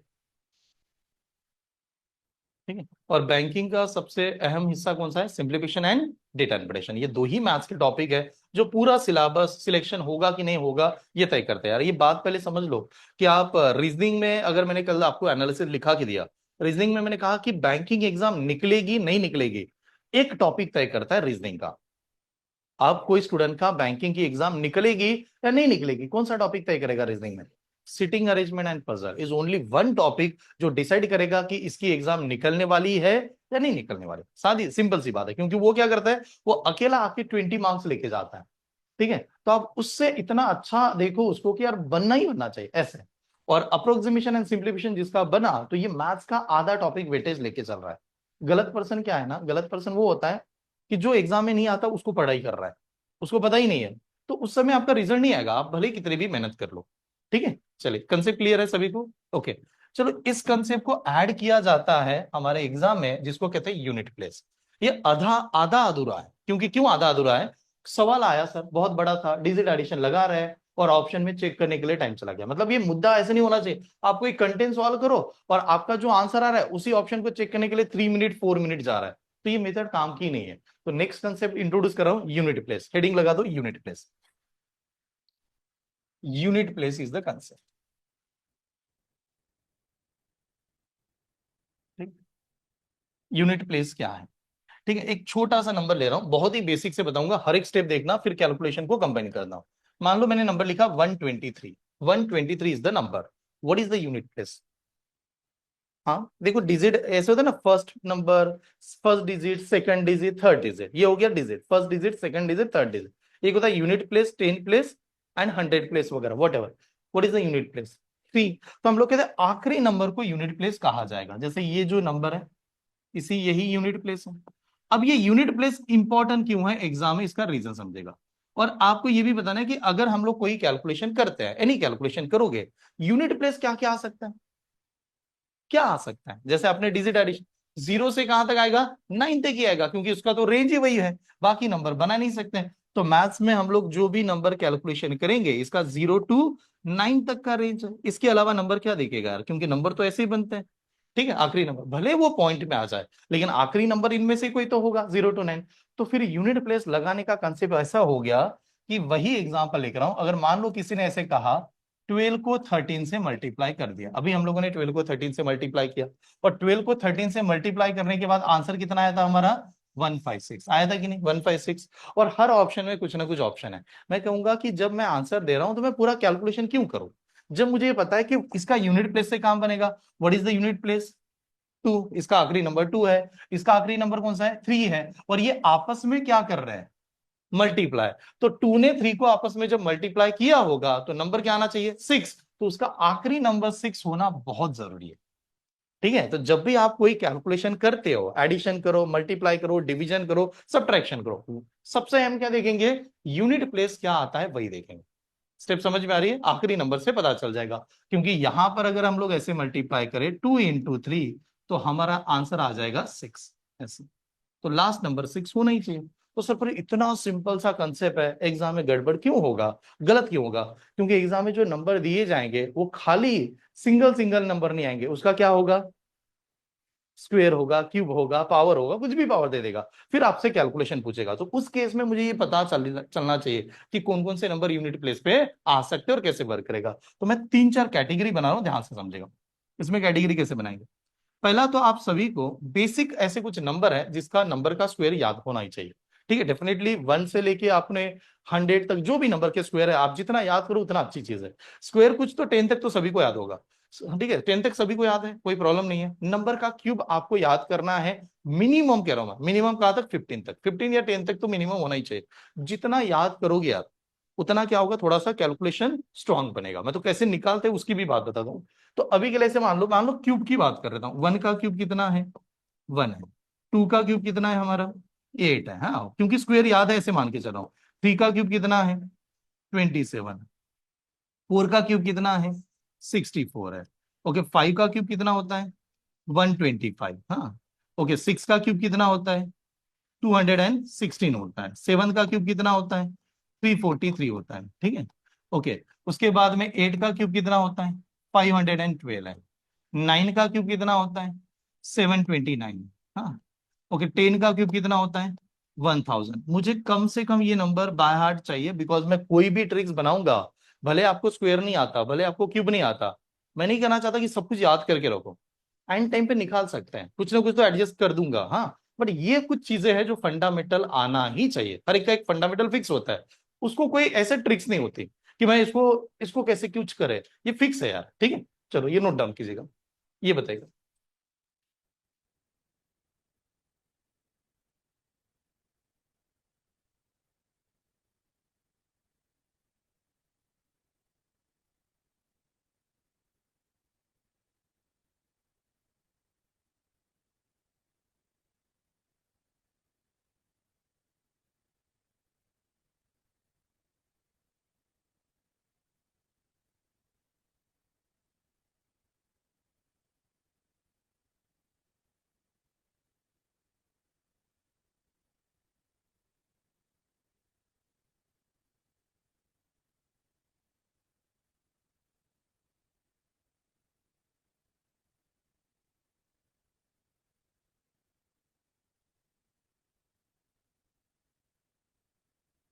फोर यूनिट प्लेस वाला टॉपिक नहीं पढ़ाना है, हाँ पहले बता रहा हूँ कि ऐसे नहीं कि मुझे यूनिट प्लेस पढ़ाते बैठना है, कंसेप्ट बता रहा हूँ एक एक कि सिंप्लीफिकेशन अप्रोक्सीमेशन में कैसे लगेगा। ठीक है, लिखा, क्लियर है? ठीक है, सभी पीछे यार, सभी का नोट डाउन हो गया? ऑनलाइन में प्लीज देख लेना, ठीक है। अब देखिए कंसेप्ट कैसे बिल्ड करूंगा, अब आप आराम से देखिए। जितने भी डिजिट है उसको हम लोग अलग अलग कैटेगरी में डिवाइड करते हैं। अब यार जीरो की बात समझ लीजिए, जीरो का पावर वन कितना? ये वैसे एक बात बताओ, ऐसे एक इसमें पूछ रहा हूं मैं, कोई भी नंबर आए जैसे फाइव, फाइव का पावर जीरो कितना होता है? हाँ क्या होता है? वन। कोई भी नंबर का पावर जीरो लगाया जाए, ऊपर जीरो आता है तो उसका आंसर कितना आता है? वन। तो एक तो ऐसे लिख सकता हूं कि जब भी कोई नंबर दे दिया, ये ऐसे दे दिया, इसका बाय डिफॉल्ट आंसर वन होगा, ये पहले याद कर लो। अब मान लेते हैं कि एक नंबर है जैसे जीरो, जीरो का पावर वन कितना? जीरो। जीरो का स्क्वायर कितना? जीरो। जीरो का क्यूब कितना? जीरो। जीरो का पावर कुछ भी ले लो, क्या आएगा? जीरो आएगा। पावर क्यों ले रहे हैं? मतलब वो लास्ट में नंबर होता है। तो हम लोगों ने कहा जीरो का पावर एनी नंबर लास्ट में जीरो ही होगा, यानी यूनिट प्लेस जीरो होगा। यूनिट प्लेस पढ़ा रहा हूं। इसी कैटेगरी में कौन सा नंबर आएगा? देखिए यार, वन का स्क्वायर कितना? वन। वन का क्यूब कितना? वन। वन का पावर कुछ भी ले लो, क्या आएगा? वन ही आएगा। तो हम लोग कह रहे हैं वन का पावर एनी नंबर ले लिया जाए, देखो मैं इक्वल नहीं कहता अभी के लिए, क्योंकि बाकी नंबर से इसको कनेक्ट करना है, तो ऐसे ले लेता है जीरो का power any number unit place zero, unit place word use कर रहा हूं। वन का power any number unit place one आएगा। दूसरा नंबर देखिए, फाइव है कि नहीं? फाइव का पावर वन, फाइव। फाइव का स्क्वायर 25, 25 का यूनिट प्लेस कितना? फाइव। फाइव का क्यूब 125, यूनिट प्लेस कितना? फाइव। फाइव का पावर फोर करोगे तो 625, यूनिट प्लेस कितना? फाइव आएगा। अब मल्टीप्लाई करते रहो, वो कितना आता है? फाइव आता है। तो इस कैटेगरी में अनदर नंबर हो जाता है कि फाइव नाम का नंबर है, उसका पावर कुछ भी रख दो, लास्ट में क्या मिलेगा? फाइव मिलेगा, उसके अलावा कुछ नहीं मिलता। ठीक है, सेम उसी हिसाब से नेक्स्ट नंबर है सिक्स। सिक्स का पावर वन यार, सिक्स। सिक्स का स्क्वायर 36, तो सिक्स आया। सिक्स का पावर थ्री अभी लिखा के दिया था, व्हाट इज द 216, तो सिक्स क्या कहते हैं? मेरा पावर कुछ भी आने दो, नंबर क्या आता है? सिक्स ही आता है। सिक्स का पावर कुछ भी ले लो, नंबर यूनिट प्लेस पे क्या आएगा? सिक्स आएगा। तो पहली कैटेगरी में फोर ऐसे नंबर है जिनका पावर कैसे भी ले दो, फोर वही नंबर आएगा। सेकंड कैटेगरी जो ऑड एंड इवन पे वर्क करती है, सेकंड कैटेगरी में नंबर समझेगा, फोर नंबर है, फोर का पावर वन, फोर। फोर का स्क्वायर 16, आखिरी नंबर सिक्स, आखिरी नंबर सिक्स। फोर का क्यूब 64, आखिरी नंबर फोर। ध्यान से देखना, फोर का पावर फोर मतलब 64 ने फोर को मल्टीप्लाई किया, कितना होता है? 256 होता है, आखिरी नंबर सिक्स, आखिरी नंबर सिक्स। अब वो जो आ रहा है वो क्या कर रहा है पता है? फोर का पावर जब वन था तो फोर आया, फोर का पावर जब टू था तो आखिरी नंबर सिक्स आया, फोर का पावर जब थ्री था तो यूनिट प्लेस कितना आया? फोर आया, फोर का पावर फोर आया तो आखिरी नंबर कितना आया? सिक्स आया। नंबर कैसे बना रहा है? फोर सिक्स, फोर सिक्स, ऐसे चल रहा है। तो कंसेप्ट देखना, फोर का पावर वन, वन क्या है? ऑड। थ्री क्या है? ऑड। तो ये क्या कहता है? फोर नाम का जो नंबर है उसका पावर जब भी ऑड नंबर दिखेगा, यूनिट प्लेस क्या आएगा? फोर। ऐसे आपको फोर नाम का जो नंबर है उसका ऑड पावर दिखा, यूनिट प्लेस क्या आएगा? ऑड ही आएगा। देखो ये खाली ऐसे मत करना कि प्री निकल रही है फिर मेंस में ले नहीं, पर पता नहीं चल रहा है और ऐसे ए टू जेड पढ़ाऊंगा, बट सेम टॉपिक पूरा का पूरा डिटेल कराएंगे। ठीक है, जो भी डिफिकल्ट कंटेंट है कुछ भी लॉजिक लगाऊंगा, ऐसे समझ नहीं पाओगे, बस आपको लॉजिक का वैल्यू पता होना चाहिए कि ऐसे क्यों लगाया सर ने। ठीक है, तो अभी क्लियर करो, फोर का पावर ऑड नंबर है, यूनिट प्लेस फोर आ जाएगा। और फोर का पावर अगर इवन नंबर रखू तो कितना आएगा? सिक्स आएगा। ठीक है, इवन मतलब यार टू वगैरह आप जानते हो। ठीक है, सेम इस कैटेगरी में कौन सा नंबर आता है? नेक्स्ट नंबर बताओ। Nine is also same category में वर्क करेगा। नाइन के बारे में समझे, नाइन का पावर वन, नाइन। नाइन का स्क्वायर 81, 81 यानी कितना? वन। नाइन का क्यूब 729, 729 यानी क्या आया? नाइन आया। अब नाइन का पावर फोर करूंगा तो क्या पता है? 729 नाइन को मल्टीप्लाई करेगा तो नाइन इंटू नाइन 81 ही आ जाएगा।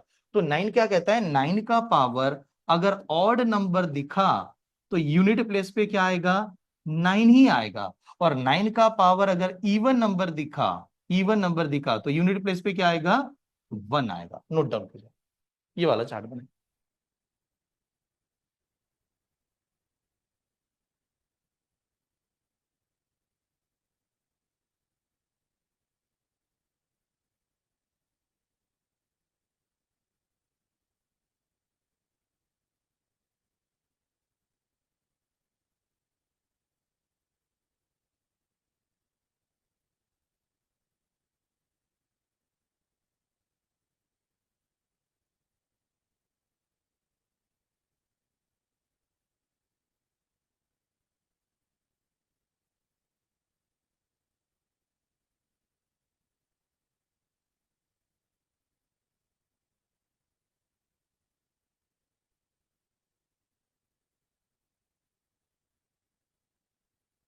अगर ये एसएससी एग्जाम मान लो, एसएससी एग्जाम, रेलवेज एग्जाम, हाँ, या सेंट्रल गवर्नमेंट या अदर बाकी कोई भी एग्जाम मान लो, उसमें ऐसा सवाल पूछा जाता है, what is the unit place.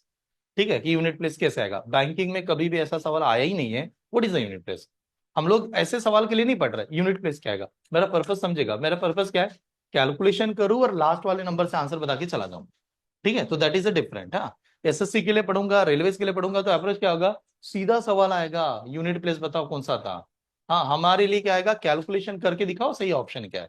तो दोनों जगह पर लगा सकते हैं, बट उसमें डायरेक्टली लिखाना पड़ता है, इसमें खाली देखते हैं। ठीक है, इस प्रकार से। अब ऐसे कुछ नंबर देखिए यार, हम लोगों ने सिंगल डिजिट के नंबर है टोटल 10, जीरो से लेके कहां तक, 9 तक। उसमें से कौन कौन से नंबर उठा है, 0 हो गया, 1 हुआ, 5 हुआ, 6 हुआ। 4 नंबर यहां पर नजर आ रहे हैं और 2 नंबर आपको यहां पर नजर आ रहा है। 4 एंड कौन से, 6। बचे कितने नंबर है, 2 बचा है, उसके बाद में 3 बचा है, 3 के बाद में 7 है, 7 के बाद में 8 है। थोड़ा आप ध्यान से देखिए, मैं 2 को इंट्रोड्यूस कर रहा हूँ। 2 का टेबल ध्यान से देखना, हाँ, इसमें 2 में क्या क्या लगेगा। सपोज मान लो 2 नाम के टेबल में ऐसे किया, 2 का पावर 1 क्या आता है, 2 आएगा। 2 का पावर 2 कितना होता है, 2 का पावर 2 4 होता है। 2 का पावर 3 8 होता है, मतलब क्यूब। 2 का पावर 4 16। मतलब आप क्या कर रहे हो, थोड़ा ध्यान से देखिए, वो डबल डबल कर रहा है, हाँ, इनडायरेक्टली, ध्यान से देखिए। फिर मैंने कहा 2 का पावर 5 लूंगा तो कितना आएगा, 32 होगा। और 2 का पावर अगर 6 लूंगा तो कितना होगा, फिर 64 होगा, डबल होगा।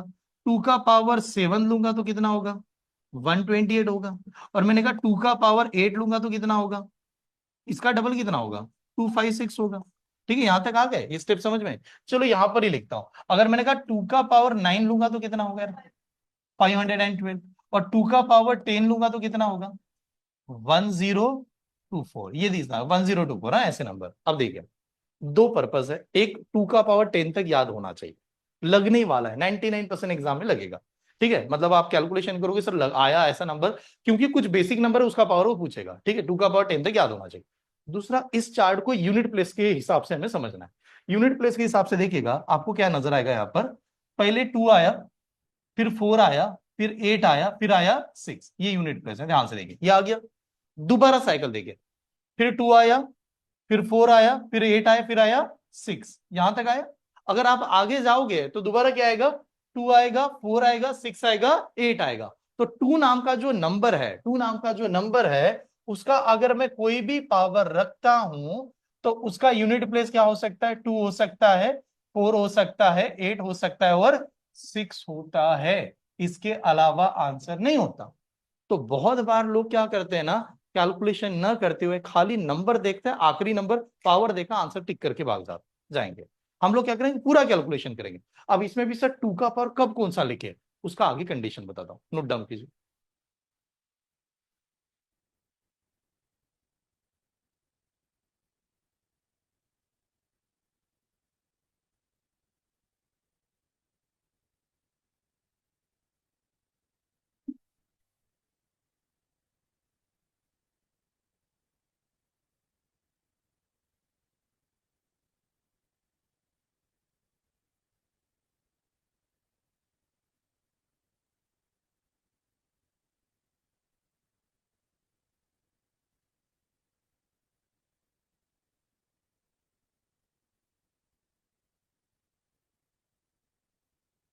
नंबर का क्यूब मुझे न्यू कंडीशन चाहिए 1/10 तक। फिर 2 का पावर 1 से लेके कहां तक चाहिए, 10 तक, याद होना चाहिए। ठीक है, वही कह रहा हूं मैं, मुझे दो पर्पज से चाहिए, ये तो याद करो तो फिर आपकी स्पीड बढ़ा दूंगा। ठीक है, और कंटेंट स्टार्टिंग में ऐसे लिखा रहा हूं, बट मैं यही कहता हूं कि मैं जो भी टॉपिक पढ़ाऊंगा बैंक पीवाईक्यू के साथ ही पढ़ाऊंगा, मतलब हर टॉपिक में ही पीवाईक्यू चलेगा। प्रैक्टिस भी कर रहा हूं ना तो पीवाईक्यू वाला ही पढ़ा रहा हूं, खाली उसका नोट्स को सीक्वेंस करना चल रहा है। ठीक है, ऐसे बनाए लिखा देखिए। ओके, इस टॉपिक को स्टार्ट करते समय दो तीन ऐसे टॉपिक थे जो सिंप्लीफिकेशन है उसका भी कंसेप्ट लगेगा, शायद वो लिखा के नहीं दिया, उस चार्ट में खाली ऐड कर लीजिएगा। एक मिनट, हम लोगों ने जब सिंप्लीफिकेशन वाला ये अभी डिस्कस किया ना यार, कि unit place digit addition concept लगा, फिर खाली डिविजिबिलिटी आता है कि नहीं इतना बताओ, कि नंबर होगा नहीं होगा ये खाली जान लो। फिर मैंने कहा बॉडमॉस पूरा पता होना चाहिए, बॉडमॉस कैसे सॉल्व करेंगे कैलकुलेशन। फिर मैंने कहा डेसिमल एंड फ्रैक्शन का कंसेप्ट लगेगा, फिर square root and cube root बताया। फिर यहां पर क्या बताया मैंने, परसेंटेज, और फिर कंबाइन करेंगे सभी को। इसमें दो टॉपिक ऐड कर देना इंडेक्स में, आप जो अभी लिखे होंगे आपने, एक लिख देना सर्ट्स एंड इंडाइसेस। टॉपिक नहीं कर रहा हूं मैं, दोबारा बता दूं, खाली क्या बताने वाला हूं, कंसेप्ट। सिंप्लीफिकेशन में सर्ट्स एंड इंडाइसेस का कंसेप्ट लग जाएगा कैलकुलेशन करते समय, 1 to the power 1/4, 1/8 ऐसे आ गया, और फिर सॉल्व करने के लिए बता दिया। ठीक है, नेक्स्ट कंसेप्ट क्या लग जाएगा इसमें, अलजेब्रा। अलजेब्रा का भी कंसेप्ट लग जाएगा सिंप्लीफिकेशन। अलजेब्रा जानते हो आप लोग, a+b bracket square a minus, algebra ऐसे नहीं आएगा, वो पॉइंट वाला नंबर देगा, स्क्वायर करेगा, फिर कैलकुलेशन भी पूछेगा, तो उनका कंसेप्ट लगेगा। पीवाईक्यू देखेंगे तो फिर आपको पता भी चलेगा कि क्या क्या लग रहा है, कौन सा कंसेप्ट क्या लग रहा है।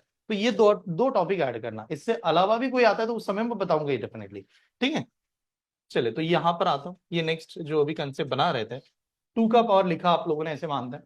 अब मेरा सवाल है, सर कोई भी पावर आ जाए, नेसेसरी नहीं ना कि 10 तक आ जाए, कुछ भी आ सकता है, तो यूनिट प्लेस कैसे आइडेंटिफाई करें। ठीक है, ध्यान से देखिए, ये आप ये साइकिल अगर ऑब्जर्व करते हो तो आपको क्या नजर आ रहा है, 4 की साइकिल है, 4 4 की साइकिल है कि नहीं, 4 वाला ऐसे ही चल रहा है। तो हम लोग क्या करेंगे, जो भी इसका नंबर आएगा उसको कैसे बनाएंगे, देखिए मान लो किसी ने पूछा कि यार 2 का पावर जो है ना वो 5 है, तो बताओ सर यूनिट प्लेस क्या आएगा। तो एक तरीका है कि मुझे 2 का पावर 5 की वैल्यू पता होनी चाहिए, एंड व्हाट इज द 2 का पावर 5, 32, तो यूनिट प्लेस क्या आएगा, 2 आ जाएगा। एक ऐसा है, हम लोग कैसे सॉल्व करेंगे, ये 4 का पैटर्न फॉलो कर रहा था ना, 4 वाला पैटर्न, तो मैं देखूंगा ये जो नंबर है ये 4 वाला पैटर्न फॉलो कर रहा था, इसके पावर को किससे डिवाइड करूंगा, सीधा 4 से। जो नंबर है उसके पावर को किससे डिवाइड किया जा रहा है, 4 से डिवाइड किया। 4 से डिवाइड करने के बाद में यहां पर देखेंगे खाली इसका रिमाइंडर, रिमाइंडर का मतलब होता है ना बाकी, अपन जब डिवाइड करते हो तो कहीं ना कहीं बाकी है इसको, तो 5 को आपने 4 से डिवाइड किया, व्हाट इज द रिमाइंडर, 1, एक रिमाइंडर बचा होगा, तो हम लोग कहेंगे रिमाइंडर 1 बच गया। अब जब रिमाइंडर 1 बचा, तो अब स्टेप क्या होगी कि जो 2 है, 2 का पावर 1 लगा दो, व्हाट इज द आंसर, 2, तो यूनिट प्लेस पे 2 होगा, यूनिट प्लेस पे 2 होगा। और आसान करता हूं और आगे बताता हूं ध्यान से, और एग्जांपल लेना। सपोज मान लो नंबर ले लिया 2 का पावर 7, अभी के लिए ऐसे मान लो 2 का पावर 7, आपके पास चार्ट है, आप आंसर देख सकते हैं, 2 का पावर 7। मैंने कहा कि अब मुझे यूनिट प्लेस चाहिए कि नहीं, यूनिट प्लेस चाहिए, इसका पावर कितना है देखिए, 7 है, पावर 7 है कि नहीं है? तो 7 नाम के नंबर को किससे डिवाइड करेंगे, 4 से, बिकॉज वो 4 का पैटर्न फॉलो कर रहा था। अब 7 को 4 से डिवाइड किया, रिमाइंडर क्या आएगा, 3 आएगा, रिमाइंडर समझ रहे हो, बाकी हाँ रिमाइंडर, तो हम लोग कहेंगे इसका जो रिमाइंडर है वो खाली 3 आता है। अगर रिमाइंडर 3 आता है तो क्या करेंगे, 2 का पावर क्या ले लेंगे, 3, देन व्हाट इज द 2 का पावर 3, 8, तो जो यूनिट प्लेस होगा वो क्या आना चाहिए, 8 आना चाहिए, ये इसका लॉजिक। ठीक है, यूनिट प्लेस खाली 8 आना चाहिए। मैं आपको कोई फॉर्मूला सजेस्ट नहीं करूंगा, कंसेप्ट कैसे बनाया गया ये देख लेना। ठीक है, कैसे बना रहा हूं, और एक ही कंसेप्ट जो हर जगह पर बना सकता हूं। ठीक है, नोट डाउन कीजिए। बट एग्जाम में 7 8 थोड़ी आएगा, एग्जाम में 32 48 256 कुछ भी आएगा, तो वैसे कैसे हैंडल करें वो इंपॉर्टेंट है।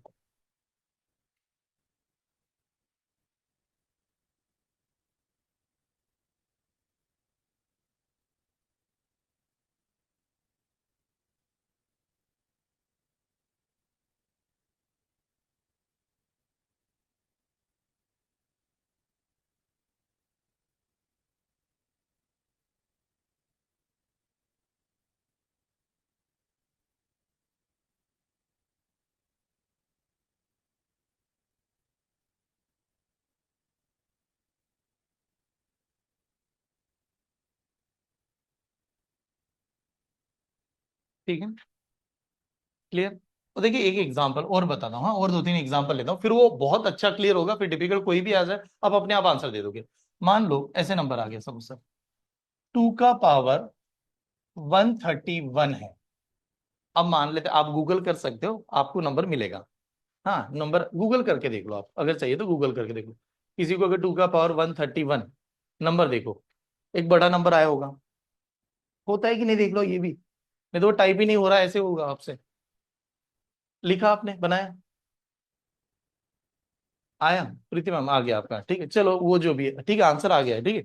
अब मेरा कहना है क्या, देखो आपको, हमें एग्जामिनर कभी नहीं पूछता कि इसका नंबर बताओ, और कोई एग्जामिनर पूछेगा भी नहीं, क्योंकि इसका कोई लॉजिक ऐसा नहीं है कि आपको नंबर आना चाहिए। उसका कहना है कि खाली आखिरी नंबर बता दो आंसर चलेगा। एक बात बताइएगा, ये नंबर आया, इस पावर को किससे डिवाइड करेंगे? 4 से। 4 क्या कहते हैं पता है? 4 कहते हैं सभी डिवाइड मत करते बैठो, आखिरी की कितने डिजिट करो? 2 डिजिट। वो डिविजिबल टेस्ट में कंसेप्ट बता दूंगा। तो इसका लास्ट के 2 डिजिट कितने हैं? सभी नहीं डिवाइड करेंगे, आखिरी ज्यादा 2 डिजिट, उससे काम बनेगा। तो हम लोगों ने कहा चलो 31 को ही उठा लेते हैं, और 31 को किससे डिवाइड करते हैं? 4 से। अब 31 को 4 से डिवाइड करेंगे, what is the remainder? 28 divide हो जाएगा, रिमाइंडर कितना बचेगा? 3। तो रिमाइंडर 3 बचा। अब रिमाइंडर 3 बचा, तो इसका मतलब होगा 2 का पावर कितना लेना पड़ेगा? 3। और 2 का पावर 3 लेंगे, यूनिट प्लेस क्या आएगा? 8। तो इसका यूनिट प्लेस 8 होगा, पहले एक बार चेक कीजिएगा। ठीक है, तो इसका आंसर आपका यूनिट प्लेस का यही आएगा। तो अब कंसेप्ट क्या बन रहा है, मैं कोई भी नंबर ले लू, मैं सीधा खाली 4 से डिवाइड करके आंसर दे सकता हूं। वन मोर एग्जाम्पल, अगर ऐसे दे दिया कि 2 का पावर 5 3 1 8, जो भी देता ही रहे, ठीक है, और आपको पूछा कैलकुलेशन, वो एग्जामिनर का काम है देने का, ठीक है, हमें सॉल्व नहीं करना होता है, पूरा कैलकुलेशन नहीं करना होता है, खाली आखिरी नंबर पे ध्यान दीजिएगा। बताओ ये नंबर कितना है? 18। 18 को किससे डिवाइड करेंगे? 4 से। 18 को 4 से डिवाइड करो, रिमाइंडर पे ध्यान दीजिए, what is the reminder?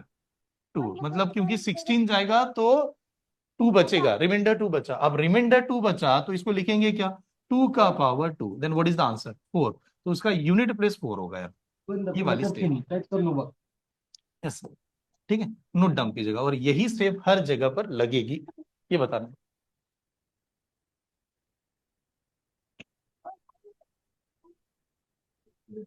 Please unit place वाला टॉपिक मत कंसिडर करना। हाँ, मैं पहले आराम से बताना चाहता हूँ, ऐसे मत पढ़ा समझना कि मुझे यूनिट प्लेस नाम का टॉपिक बैंकिंग में पढ़ाना है। मुझे दिखाना है कि डिफिकल्ट कंटेंट को मैं यूनिट प्लेस से भी सॉल्व कर सकता था, जो आप वहां पर कैलकुलेशन लगाते। यस,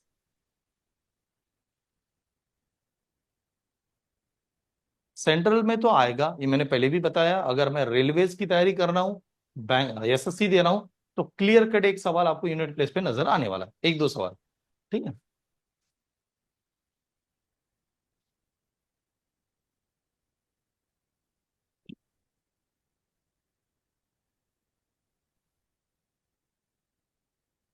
क्लियर, बन गया सभी का, चलेगा। अब देखिए नेक्स्ट ये वाला कंसेप्ट, अब सेम वही नंबर, वो सेम ट्रिक्स 3 के लिए लगेगी। बताओ यार, 3 का पावर 1 कितना? 3। 3 का स्क्वायर कितना? 9। 3 का पावर 3 कितना? 27। अब देखो मैं इसको यहां पर लिखूंगा, आप बात समझेगा, आप बार बार क्या कर रहे हो, इसको ट्रिपल ट्रिपल करते जा रहे हो, ट्रिपल डबल ट्रिपल करो, यहां पर डबल। तो किसने पूछा 3 का पावर 4 कितना, तो इसको ट्रिपल कर दो, इसका ट्रिपल कितना? 81। 3 का पावर 5 कितना, तो इसको 3 से मल्टीप्लाई करेंगे, तो कितना? 243 बनेगा। तो एटलीस्ट यहां तक पता हो, इससे आगे भी बढ़ा सकते हैं, लिख सकते हैं 10 तक, बट नॉर्मली 2 का पावर तो 10 पता ही होना चाहिए, और बाकी के ये नंबर। अब दोबारा थोड़ा सा ध्यान से देखिए, अगर मान लो एक और लिख देता हूं मैं यहाँ पर, 3 का पावर 6 ही मैंने पूछ लिया, 3 का पावर 6, तो इसको 3 से मल्टीप्लाई करना पड़ेगा, और 3 इंटू 3 तो 9 होगा, और 24 इंटू 3 कितना होगा? 722। तो ये बन जाएगा 729, ऐसे होगा। और एक नंबर लिखता हूं, चलो मान लो 3 का पावर 3 करने, 3 का पावर कितना? 7 किया, तो क्या करोगे आप? 3 का पावर 7, इस नंबर को किससे मल्टीप्लाई करोगे? 3 से। बताओ यार, 700 इंटू 3, 2100, और 29 इंटू 3 कितना? 87। तो ये नंबर क्या बनेगा? 2187, ऐसे। अब मैंने कहा चलो और एक 3 से मल्टीप्लाई करता, 3 का पावर 8, तो 3 का पावर 8 मल्टीप्लाई करता, दोबारा 3 का मल्टीपल होता, 2000 का डबल ट्रिपल, 6000। 6000 ये कितना? 300। ठीक है, ये कितना? चलो डायरेक्ट मल्टीप्लाई कर दे, सपोज मान लो 3 इंटू 7, 1, कैरी कितना? 2। 3 इंटू 8, 24 + 2 कितना? 26, कैरी कितना? 2। 3 इंटू 1 3, 3 + ये कितना? 5, और ये कितना? 6। ऐसा नंबर कुछ आता अभी के लिए। अब पैटर्न देखिए, हमारा चल रहा है यूनिट प्लेस का खेल। यूनिट प्लेस में देखिए, पहला यूनिट प्लेस 3 था, बाद में 9 था, बाद में 7 था, बाद में कितना? 1। यही आ रहे होंगे। ठीक है, दोबारा यहाँ पर देखो, नंबर 3 आता है, 9 आता है, 7 आता है, फिर क्या आता है? 1 आता है।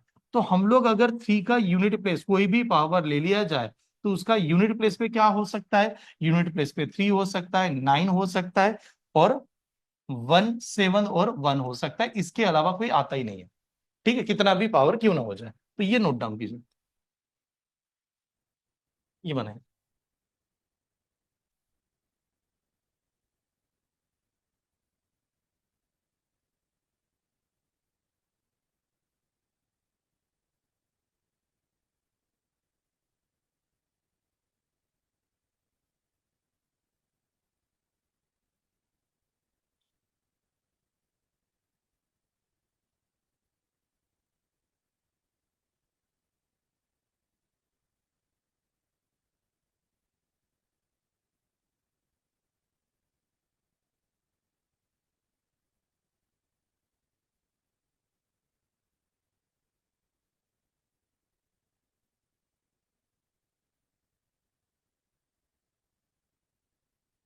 ठीक है,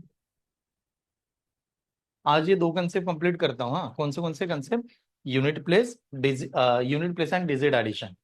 कल सिलेक्टेड बैंकिंग में आए हुए यूनिट प्लेस और डिजिट एडिशन वाले सवाल विथ ऐसे, मतलब ऐसे दिखना चाहिए कौन से सवाल यूनिट प्लेस और डिजिट एडिशन में आ सकते होंगे। अब मैं बॉड मास इंट्रोड्यूस नहीं करूंगा उसमें, बॉड मास तो अभी आगे पढ़ना है, परसेंटेज आगे पढ़ना है। ऐसे मल्टीप्लाई मल्टीप्लाई वाले आ गए तो उससे डायरेक्ट सवाल कर सकते थे। डिवीजन डिवीजन ही दिया है तो डायरेक्टली तो बना सकते थे। ठीक है, ऐसे सवाल।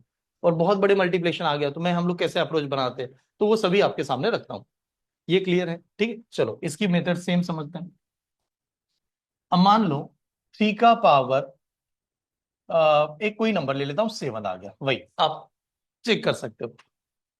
यूनिट प्लेस पूछा है, हम लोग क्या करेंगे यार, क्या करने वाले हैं? 7 नंबर लेंगे, उसको डिवाइड किससे करेंगे? 4 से। और रिमाइंडर कितना आया? रिमाइंडर कितना आया? 3 आया। अगर रिमाइंडर 3 आया तो आपको 3 का क्यूब पता होना चाहिए। व्हाट इज द 3 का क्यूब? 27। अगर 27 है तो यूनिट प्लेस क्या आएगा? 7 आएगा। तो यही हमारा यूनिट प्लेस होगा फिर। तो ऐसे ही चले जाएंगे, यूनिट प्लेस डायरेक्टली बता सकते हैं कौन सा नंबर किसका आएगा। स्टेप समझ में आ रही है? इस प्रकार से यूनिट प्लेस बता पाएंगे। अगर मान लो और एक नंबर है यहाँ पर, कि मैंने कहा कि यार 3 का पावर 124 है या 125 है, अभी के लिए 125, और आपको पूछा गया what is the unit place, calculation करेंगे। किसको डिवाइड करना चाहिए बताइएगा? 25 को। और 25 को किससे डिवाइड करेंगे? 4 से, बिकॉज वही रूल है। ठीक है, तो सीधा आ जाओ, 25 को 4 से डिवाइड कर दो। और 25 को 4 से डिवाइड करने के बाद व्हाट इज द रिमाइंडर? 1। तो रिमाइंडर 1 है, इस हिसाब से 3 का पावर क्या लेंगे? 1 लेंगे। एंड 3 का पावर 1 कितना होता है? 3। तो यूनिट प्लेस 3 बनेगा, बस ये कहना है। तो यही रूल आपके कौन कौन से नंबर के लिए लगेगा? ये रूल आपका 2 के लिए लगेगा, ये रूल आपका 3 के लिए लगेगा, ये रूल आपका 7 के लिए लगेगा, और यही रूल किसके लिए लगेगा? 8 के लिए। ये बताना है, नोट डाउन कीजिएगा।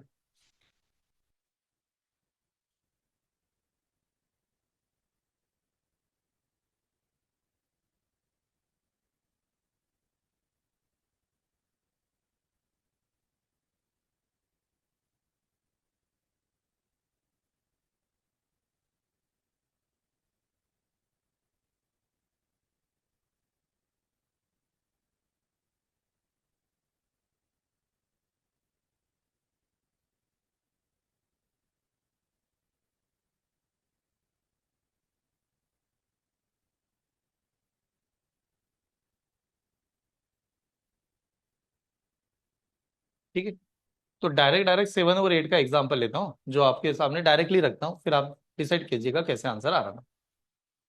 रब करूँ? ठीक है, चले। देखिए यार, इसका आंसर अगर एक एक इसमें लिख लेंगे। मान लो 7 का पावर 14, बताओ यूनिट प्लेस क्या आएगा? 7 का power 14, what is the unit place?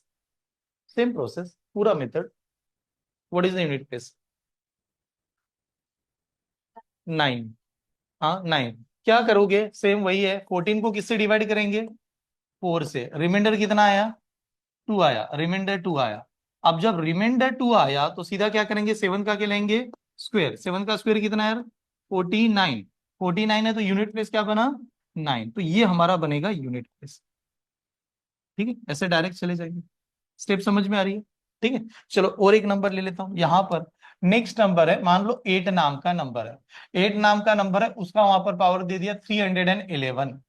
311, what is the unit place? 8 नाम का नंबर है, उसका पावर दिया है 311। यूनिट प्लेस क्या आएगा? 2 आएगा, पक्का? ठीक है, तो मेथड कैसे कर रहे हैं देखिए, समझे। ये नंबर लास्ट में क्या है? 11। 11 को किससे डिवाइड करेंगे? 4 से। What is the remainder? Remainder आ गया कितना? 3। हाँ, ये निकालना है, रिमाइंडर 3 आया। अब रिमाइंडर 3 आया, देयरफॉर क्या करेंगे? 8 टू द पावर क्या लेंगे? 3। तो बताओ 8 का पावर यानी 8 का क्यूब, 8 का क्यूब कितना होता है? 512। तो ये क्यूब तक याद कर लो आप, क्यूब वगैरह। तो अब 512, तो इसका आखिरी नंबर क्या है? 2 है। तो ये बना हमारा यूनिट प्लेस 2। ऐसे, ये वाला है। ठीक है, नोट डाउन कीजिएगा।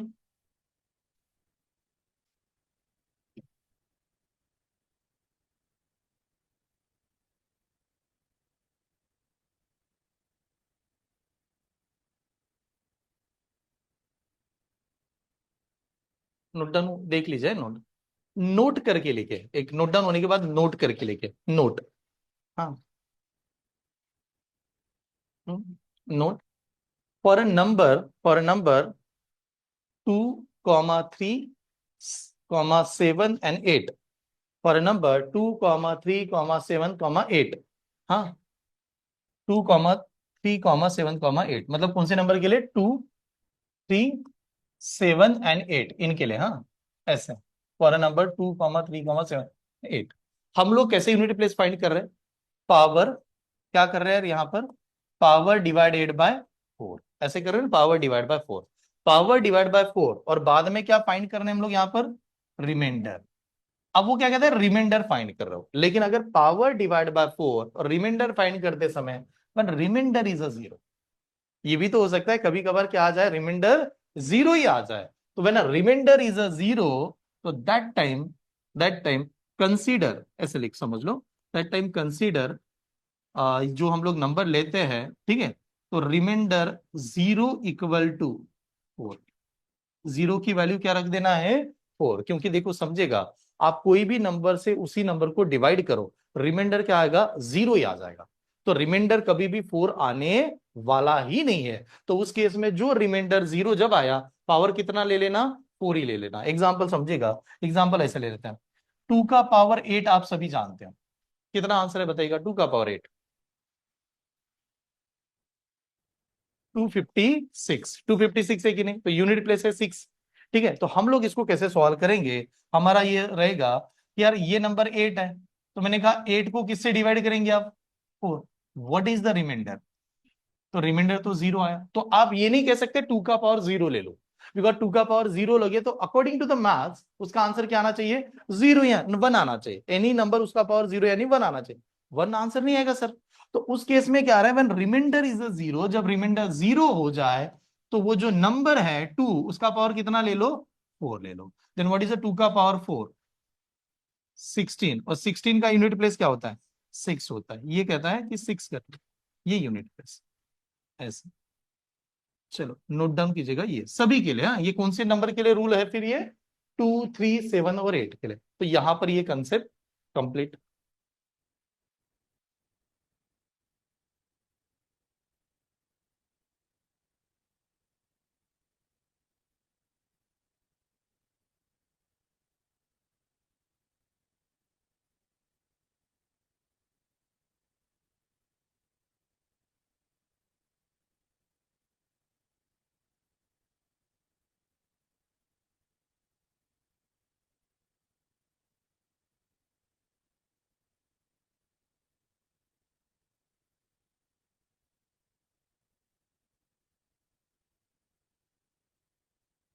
यूनिट प्लेस का पूरा नोट्स ले लूं या जितना काम का है उतना बताओ? आप बताओ कि कैसे करना है। अभी देखो डिजिट एडिशन तो एकदम छोटा सा कंसेप्ट है, बैंकिंग में हम लोग को ऐसे देखना है।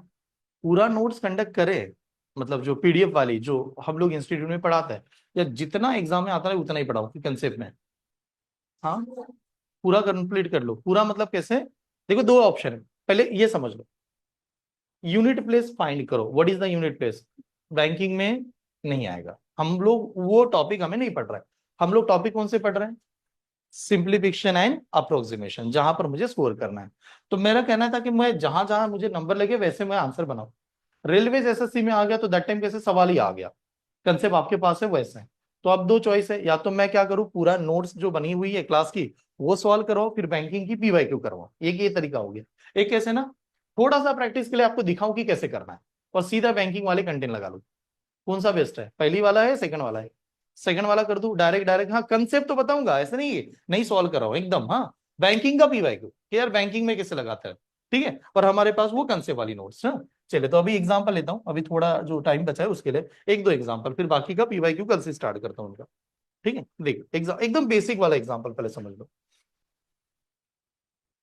कि एकदम सिंपल वाला ऐसे एग्जांपल आ गया कि यार नंबर है 584 इंटू, नंबर दे दिया 389 इंटू, हाँ 389, 476 इंटू 786 है, 786। And what is the unit place? Option नहीं दे रहा, what is the unit place? ऐसा नंबर दे दिया। हमारे बैंकिंग में कैसे आएगा? ऐसा थोड़ी आएगा यूनिट प्लेस। बैंकिंग में क्या देगा, इतना बड़ा नंबर है और नीचे क्या दिया है, ऑप्शन। तो ये मत डरना कि मुझे मल्टीप्लाई करना है, मल्टीप्लाई करने के लिए बताया कि उसने नहीं, वो दिया है, हम लोग मल्टीप्लाई नहीं करते, हम लोग खाली देखते हैं व्हाट इज द, इसका आखिरी नंबर, इसका आखिरी नंबर 9, ये आखिरी 6, ये आखिरी 6, ये स्टेप समझ में। तो हम लोग कह रहे 4 ने 9 को मल्टीप्लाई किया होगा तो कितना किया होगा, 36। ठीक है, यहां पर आएंगे, ये कह रहा है मैंने भी 6 ने 6 को मल्टीप्लाई किया, कितना आया 36। तो अब बताओ यार आखिरी लास्ट लास्ट नंबर क्या है 6, तो 6 ने 6 को मल्टीप्लाई कर दो 36, तो what is the unit place 6, तो यूनिट प्लेस बन गया हमारा 6। तो हमें वो ऑप्शन को उठाना है जिसका आखिरी नंबर 6 था। अब आपको भी सिर्फ दो ऑप्शन थे, तो फिर दो ऑप्शन होते तो एक मेथड तो मैंने स्टार्टिंग में बता दी, क्या करना है, डिजिट की एडिशन ही तो चेक कर लो, फिर आंसर बनता वहां पर। ठीक है, तो ये कैसे आ जाएगा, नोट डाउन कर लीजिएगा। यूनिक ले लेता हूँ, मतलब ऐसे हटके दिखे कि यार मजा आ जाए, कि ये समझ में आ रहा है। ठीक?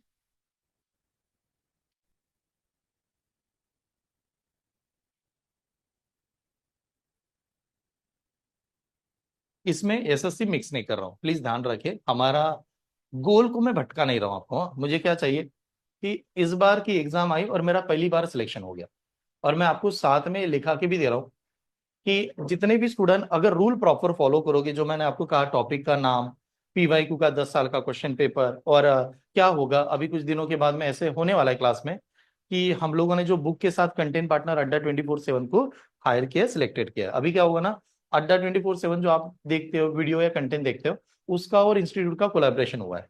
तो उनका काम ये रखा गया है कि वो कंटेंट डिजाइन करे और हमारी जो एक्सपर्टीज है उसको आपको डिलीवर करें। तो क्लास में क्या होगा, जितने भी आप बैंकिंग के बच्चों, आपको बुक लेके आना पड़ेगा।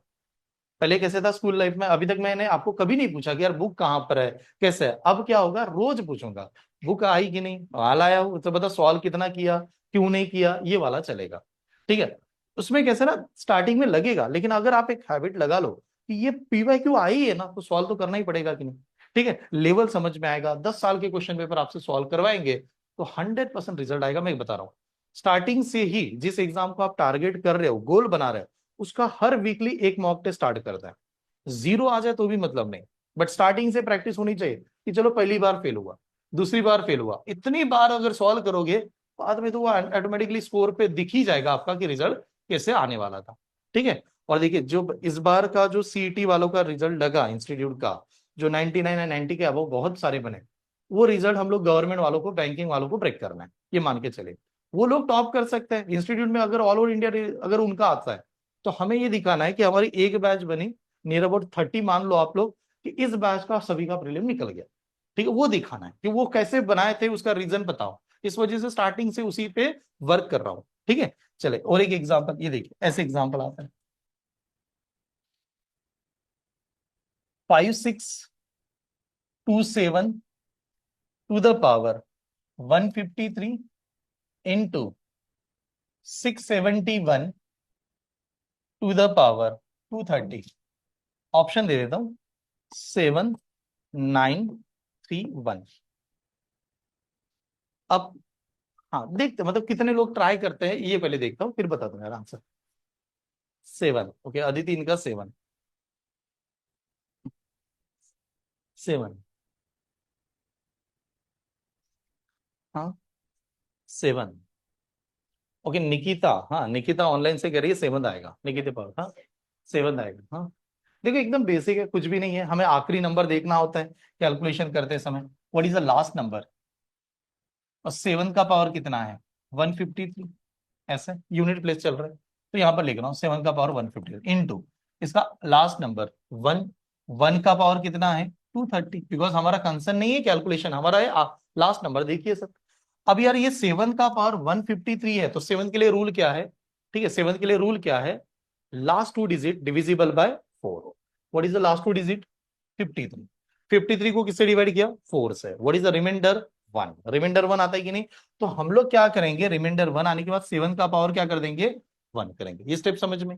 यहां पर 1 का पावर कुछ भी आ जाए क्या होता है 1 ही होता है, तो इसमें आ गया 1। तो बताओ 7 इंटू 1 कितना होता है 7, तो 7 इज द राइट आंसर है, ऑप्शन नंबर ये करेक्ट है। ठीक है, और एक सवाल लेता हूं, ठीक है समझेगा।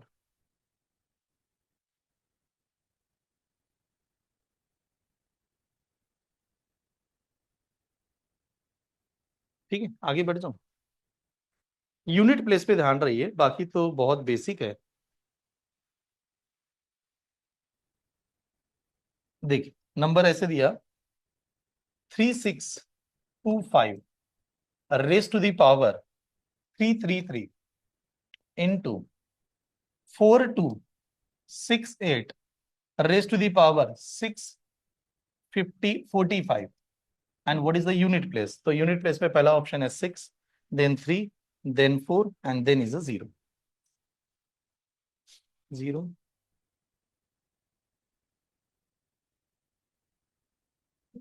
0। देखो अच्छी चीज क्या है ना, मतलब देखा और आंसर आया। 0। हाँ, देखिए पहले एक समझ लो, 5 इसके बारे में, इसको तो बाद में सोचते रहेंगे, इसमें पहले देखो ये 8 को, 8 तो उसका वो ट्रिक्स है, डिवाइड वगैरह वैसे मेथड मैंने बताई आपको। 5 जो है कि नहीं, 5 क्या कहता है, कोई भी नंबर आने दो पावर में, उसका यूनिट प्लेस क्या होता है, 5 होता है। अब मान लो 5 का नंबर कोई भी आने दो 5 होता है। 5 की कहानी समझे, 5 का टेबल थोड़ा ध्यान से देखिए। 5 इंटू 1 5, 5 इंटू 2 10, 10 का मतलब unit place 0। 5 into 3 15, 15 unit place 5, 5 into 4 20 unit place 0। 5 into 5 कितना, 25। तो 5 ये नंबर है, किसी को भी मल्टीप्लाई कर दो, यूनिट प्लेस 0 नहीं तो 5 आता है। ऑप्शन में कहीं पर 5 था नहीं, देन व्हाट इज आंसर? इसको देखो ही नहीं, वही भी आंसर। ठीक है वैसे, तो ऐसे बहुत सारे नंबर जिनके बारे में समझ पाएंगे। ठीक है, तो आज के लिए यहाँ पर रुक रहा हूँ। आज पूरी तरह से हम लोगों ने दो कंसेप्ट खाली क्लास में बताए, one is the digit addition, another is the unit test. 1 minute है यार। सभी ने ये देखा होगा कि मोबाइल ऐप एक्टिवेट हो चुका है, कल से ही हमारा बैच स्टार्ट हुई है, कल पहला दिन था। प्लीज कितने लोग मोबाइल ऐप में एक्टिवेटेड है ये पहले बता दो। ठीक है, एक मिनट। अटेंडेंस लगना कंपलसरी है, और मैं चाहता हूं कि आपका रिजल्ट मैं दिखा पाऊं, कि रिजल्ट क्यों आया उसका भी रीजन बता पाऊं। देखिए रैंडमली ऐसे मत सोचना हाँ कि ये सर पास हो गया, इसका लक था। लक उसी का साथ देता है जो लक पे भरोसा नहीं करता। अच्छी लाइन है कि नहीं? लक उसी का साथ देगा जो लक पे भरोसा नहीं करता। खाली लक के साथ बैठोगे ना तो लक साथ नहीं देगा। ठीक है, तो पहले मेहनत पे काम कीजिएगा, और हमें ये दिखाना है। बैच का कोड बता देता हूँ, ठीक है। बैंकिंग करके बैंक, हमारा बैच का नाम क्या है, बैंकिंग 2025। ये बैच का नाम है बैंकिंग 2025 मोबाइल ऐप में। और इसका कोड बता रहा हूँ कि क्या कोड आपको एंटर करना है। मेरे पास नाम है, मैं पूरा एक दिखा देता हूँ। मैंने एक्सेप्ट कर लिया आप सभी को। अभी कुछ लोगों को मैसेज आ गया होगा कि एक्सेप्ट हुआ है। इसका कोड बता रहा हूँ। कोड है small b, P, L 480 48L, ये वाला कोड है। ठीक है, अभी एंटर कीजिएगा। हाँ, मैं स्टूडेंट कितने ज्वाइन हुए हैं वो भी बताता हूँ, आपके क्लास में अभी कितने स्टूडेंट ज्वाइन हुए। ऐसे स्टूडेंट नीचे खाली रिकॉर्डिंग के लिए आ रहा है, हाँ तो फिर तो वो ग्रुप से बैच से लेफ्ट हो जाएगा। बैच का मेन पर्पस है अटेंडेंस लगना, परफॉर्मेंस ट्रैक होना, इंप्रूवमेंट हो रहा है कि नहीं बताना। ठीक है, ऐसा। आरती एडेड है, अभिषेक है, भावना है, मैथिली है, निकिता मोरे है, गीतांजलि है, प्रीति है, दोनों 3 प्रीति है क्लास में। हाँ, अब ठीक है। प्रीति ठाकुर, प्रीति 2 प्रीति क्लास में है। ठीक है, ऑनलाइन से 1 प्रीति है, रक्षा है, साइली है, स्नेहल है। हाँ चलो, बाकी सभी स्टूडेंट ऐड कीजिएगा, कोड एंटर कीजिएगा। 1 मिनट।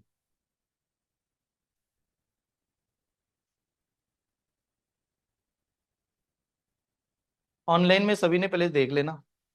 अभी और 10 to 12 स्टूडेंट हो गए, और ऐड हो गए। अभी के लिए करंटली जो अभी दिखा रहा है, बट अभी बहुत सारे स्टूडेंट बाकी है। 22 स्टूडेंट ऐड हुए हैं। 1 मिनट चेक कर लेना। हाँ, तो कोड मैंने बताया, कोड यहाँ पर एंटर कीजिएगा। क्या क्या बताना हूँ, रेगुलरली अटेंडेंस, एक बात देखिए, रेगुलर अटेंडेंस। उसके बाद में रेगुलर असाइनमेंट। अभी के लिए ना, कि आपने असाइनमेंट कभी सुना ही नहीं होगा इंस्टीट्यूट में। असाइनमेंट, असाइनमेंट का मतलब बुक पहले आने दो, बुक दे दूंगा, बुक देने के बाद में ऐसे असाइनमेंट का मैसेज आएगा, बैंकिंग एग्जाम की यह कौन सी बुक है, उसमें ये वाला क्वेश्चन सॉल्व करने के लिए बताया। ठीक है, वो डायरेक्ट असाइनमेंट। ऑनलाइन वाले आपके लिए बहुत अच्छा काम है, फोटो निकाल के खाली क्या करना है, अपलोड करना है, मेरे पास रिजल्ट आ जाएगा कौन क्या कर रहा है। आप लोग जो है क्लास में एक बार तो क्लास में घूमूंगा, चेक करूंगा, नोटबुक आपको देख रहे हैं। उसके बाद में weekly 1 test, one is the class test, जो हम लोग अपने बैच में लेंगे जब चाहे वैसे। और एक कौन सी, आप इस साल का अगर एम बना रहे हो ना, तो इस बार की एम वाली जो एग्जाम देने वाले हो उसका पहले से मॉक टेस्ट, ठीक है, पहले से, फिर उसमें कुछ भी आ जाए पता तो चले कौन से टाइप की एग्जाम होती है और कैसे टीचर सही पढ़ा रहे कि नहीं, ये भी आप ट्रैक बना रहोगे, ठीक है, इस वजह से। चलो तो अभी के लिए रुकता हूँ, नेक्स्ट टाइम सेशन में मिलते हैं, थैंक यू।